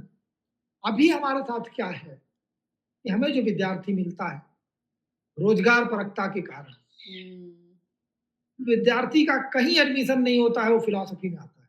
ओह! और philosophy demand high level of intellectuality. हुँ, थोड़ा सा जो है, ये बात समझने के लिए हाई लेवल इंटेलेक्चुअलिटी चाहिए। या क्यों चाहिए? क्योंकि हम हुँ, एब्स्ट्रैक्ट बात करते हैं, कोई और हुँ, बात नहीं है। हम हुँ, अमूर्त बातें करते हैं, हम जैसे जो थोड़ा-सा जिसकी बुद्धि कम तीव्र है, उसको अगर चीज़ें आप ले जाके दिखा दीजिए, हुँ, तो आस-पास चीज़ें घट रही हैं, उसके बारे में बात करेंगे, उसके बारे में पढ़ाई करेंगे, तो उसे समझ में आएगा। हम उन चीज़ों के बारे में बात कर रहे होते हैं, जो उन्हें जाके हम दिखा नहीं सकते। या हम बताते हैं, ध्यान करेंगे आपको ये मिल जाएगा, हम उन्हें ध्यान करा के उसे दर्शन नहीं करवा सकते। हुँ, हम ईश्वर के बारे में बात करा रहे हैं, लेकिन ईश्वर का हम दर्शन नहीं करवा सकते। तो अमूर्त बातें कर रहे होते हैं, अमूर्त बातों को समझने के लिए बौद्धिक जो मेधा है, वो अधिक चाहिए। हुँ, लेकिन हमारी विडंबना है, हुँ, हमें थोड़ा-सा ऐसे विद्यार्थी नहीं मिल पा रहे हैं। और हुँ, नहीं तो अगर विद्यार्थी आएँ और दर्शन पढ़ें, तो अपने जीवन के किसी भी क्षेत्र में काम करें। वो वकालत करें, वो राइटर बने, वो मार्केटिंग एजेंट बने, कुछ भी करें। आपके पास इनोवेशन आएगा, आपके पास टॉलरेंस होगा, आप नए विचार को ला सकते हैं। ये स्वाभाविक रूप से आप नहीं भी ऑफिशियली पढ़ रहे हैं, आप दर्शन की किताबें उठा के पढ़ लीजिए 2-4 हुँ, पूरी। ये आपको समझ में आ जाएगा कि पढ़ने से क्या फ़ायदा होगा खुद ही। हुँ। या दैट्स सो ट्रू। और इस पे मैं थोड़ा-सा एक और ऐड करना चाहूँगी कि क्यों मेरे को लगता है कि इंडिया में फ़िलॉसफ़ी पढ़ने के लिए लोग नहीं जा रहे हैं। क्योंकि मुझे जहाँ तक लगता है ना कि फ़िलॉसफ़ी में आप तभी जा पाते हैं जब आपकी ना बेसिक नेसेसिटीज़ फुलफ़िल होती है। मतलब आप जैसे आपने बताया ना कि एक एक लेवल का इंटेलेक्ट होना चाहिए, आप वो सब चीज़ों को हुँ, एब्ज़ॉर्ब कर सकें। तो जब जी, इंसान की है ना बेसिक नेसेसिटीज़ रोटी, कपड़ा, मकान तक ही जब फुलफ़िल्ड नहीं है, तो वो समझ नहीं पाता। और इंसान है ना, जैसे आपने बताया कि जिसका कहीं एडमिशन नहीं होता वो फ़िलॉसफ़ी में ले लेता है, इज़ ओनली बिकॉज़ कि और वो नहीं समझ पाता अच्छे से इज़ बिकॉज़ क्योंकि वो ना उसी में ही फँसा रहता है कि मैं पैसा कैसे कमाऊँगा या मैं अपने घर को कैसे स्टेबल कर पाऊँगा। तो वो उस लेवल तक का इंटेलेक्ट पे जा ही नहीं पाता, वो अपनी बेसिक नेसेसिटीज़ पे ही फँसा रह जाता है। और इससे ही वो अच्छे से एब्ज़ॉर्ब नहीं कर पाता कि जो एक्चुअल में जो बोलते हैं ना फ़िलॉसफ़ी का लव फॉर विज़डम, वो एब्ज़ॉर्ब नहीं कर पाता। और इसीलिए यहाँ पे वेस्टर्न में यूएस और यूरोप जैसे कंट्री में ये सब लोग फ़िलॉसफ़ी की तरफ इसलिए भी जाते हैं क्योंकि उनकी बेसिक नेसेसिटीज़ फुलफ़िल्ड है, गवर्नमेंट इतना सपोर्ट करते हैं। और ऐसा अब इंडिया में भी हो रहा है, जैसे मतलब गवर्नमेंट काम कर रही है। तो मुझे लगता है कि आने वाले टाइम पे कुछ लाइक 5 इयर्स में ही अ, 3rd बिगेस्ट इकोनॉमी बनने वाली है अब हमारा देश, तो वो हो सकता है। लेकिन यहाँ पे क्या है, ऑलरेडी बेसिक नेसेसिटीज़ फुलफिल्ड हैं, तो वो ईज़िली एब्ज़ॉर्ब कर पाते हैं फ़िलॉसफ़ी वाली नॉलेज। और वो देखते भी हैं, मतलब वो लोग खोजते हैं कि मुझे ऐसा गुरु मिले जो भी मेरे को फ़िलॉसफ़ी का ज्ञान जो है वो समझा सके अच्छे से। Very true Radha ji. But बस ये आपने जो चीज़ें कही है वर्तमान परिप्रेक्ष्य के लिए बिल्कुल सही है। हुँ, लेकिन दिलचस्प बात ये है कि भारतीय चिंतन परंपराओं में जिनके ऊपर ये ज़िम्मेदारी रही है हमेशा, उनके पास भौतिक संसाधन रहा नहीं है, बस एक बात थी हुँ, कि वो भौतिक संसाधनों की उन्होंने चिंता नहीं की। हाँ, या जब आपके अंदर जो रियल फिलॉसफी है, मैं तो विश्वविद्यालय परंपराओं की बात कर रहा हूँ, जो हुँ, रियल फिलॉसफी है उसके लिए आपको कुछ नहीं चाहिए। हाँ, क्योंकि हाँ, या दैट्स ट्रू। जब भी आपके अंदर वो उसकी जिज्ञासा जगती है, आप सब छोड़ के भाग लेते हो। हाँ, आप परिवार छोड़ देते हो, आप लग्ज़रियस लाइफ़ छोड़ देते हो, आप सब छोड़ के भाग देते हो। हुँ, तो philosophy is something which is जो आपको सुख देती है, शांति देती है और वो बिना किसी साधन के देती है। हुँ, आपका अपने साथ ही हुँ, यही रियलाइज़ेशन हो जाता है आपको कि कुछ और ज़रूरत नहीं है आपको सुख प्राप्ति के लिए, शांति के लिए, बाहर का कुछ नहीं चाहिए। बस बंद कर लीजिए आँखें, हाँ, बैठ जाइए। इसीलिए हिमालय की कंदराओं में हुँ, यहाँ पर बड़ी दुर्गम स्थिति है। भोजन के लिए कुछ नहीं है। वो सब त्याग कर लोग यहाँ आके बैठ के साधना करते हैं। व्हिच इज़ सो ट्रू, ये या साधन हुँ, शुरुआत के स्तर पर बिल्कुल ये शुरुआत करने के लिए ज़रूरी है। हुँ, लेकिन जो मूल तत्व है उसके बोध के लिए, परमानंद प्राप्ति के लिए साधन बाधा नहीं। साधन वादा नहीं, बस आपका जब प्रारब्ध आपकी इच्छा हो जाएगी, हुँ, जब जिज्ञासा जग जाएगी, हुँ, तो सारी नहीं, बहुत अच्छे से बताया। मतलब मैं थोड़ा-सा एक वैसे बता रही थी कि वो लोग जब एक होता है ना कि जब तक इंसान ने वो देखा नहीं है। मतलब जैसे आपने बताया कि बाद में तो हमें ऑब्वियस है कि हमें ज़रूरत नहीं पड़ती है, लोग इंसान अपने सारे गृहस्थ जीवन को भी छोड़ने की कोशिश करते हैं। आपने बिल्कुल सही कहा। आपने हाँ, जो कहा वो बिल्कुल सही है कि क्यों हमारा विकर्षण है? हाँ, क्यों हम नहीं आ रहे? क्योंकि अभी हमारी इंद्रिय अवसत्ताएँ पूरी नहीं हुई हैं, हमारा या मन उधर ही लगा हुआ है, हुँ, तो वैराग्य की तरफ कैसे जाएगा? कैसे जाएँगे? लेकिन ये भी है कि वैराग्य कभी भी किसी में जग सकता है। या। इसी के नोट पे आज हम अपना पहला पार्ट एंड करते हैं और सेकंड पार्ट के लिए हम लोग क्योंकि ये बेसिक अंडरस्टैंडिंग बहुत ज़रूरत थी फिलॉसफी दर्शन समझने के लिए। अब हम आगे जो एक सेकंड पार्ट जो लाएँगे इसमें और डीप में जा सकते हैं, जहाँ पे हम जो भी षट दर्शन हैं, जो कि मेन दर्शन है, वैसे आपने बताया कि और भी बहुत सारे दर्शन हैं जिसमें भी हम जी, बात कर सकते हैं। जैसे मुझे बहुत इंटरेस्ट आया था शैव दर्शन में, जो कि जी, जो कि इक्विवेलेंट टू अद्वैत के ही आता है, जैसे शिव को ही बिल बोलते हैं। तो उस बिल्कुल। पे और चर्चा कर सकते हैं। लेकिन ये फर्स्ट पार्ट से मेरे को लगता है ऑडियंस की थोड़ी एक बेसिक अंडरस्टैंडिंग डेवलप हो जाएगी और सेकंड पार्ट में we can go more deep into it. So यहीं पे आज चलिए, बहुत अच्छे नोट पे एंड करते हैं। बहुत अच्छा लगा आपसे बात करके, मेरे तो एकदम मतलब दिमाग खुल गया और काफ़ी कुछ समझ आया बहुत-बहुत जो धन्यवाद, भी मुझे भी अच्छा लगा हुँ, और उम्मीद करता हूँ कि जो हमारे दर्शक हैं, वो भी दर्शन के प्रति अपनी जिज्ञासा रखें, या दृष्टिकोण सही रखें हुँ, और जीवन का आनंद लें। आनंद ही जीवन का जो है एकमात्र उद्देश्य है। हाँ, जैसे पोथी पढ़ जग मुआ पंडित भया ना कोय, ढाई आँखें प्रेम का पढ़े सो पंडित होए। तो उसी के साथ हम एंड करते हैं। Thank you so much okay, Satish thank ji. You Ravi.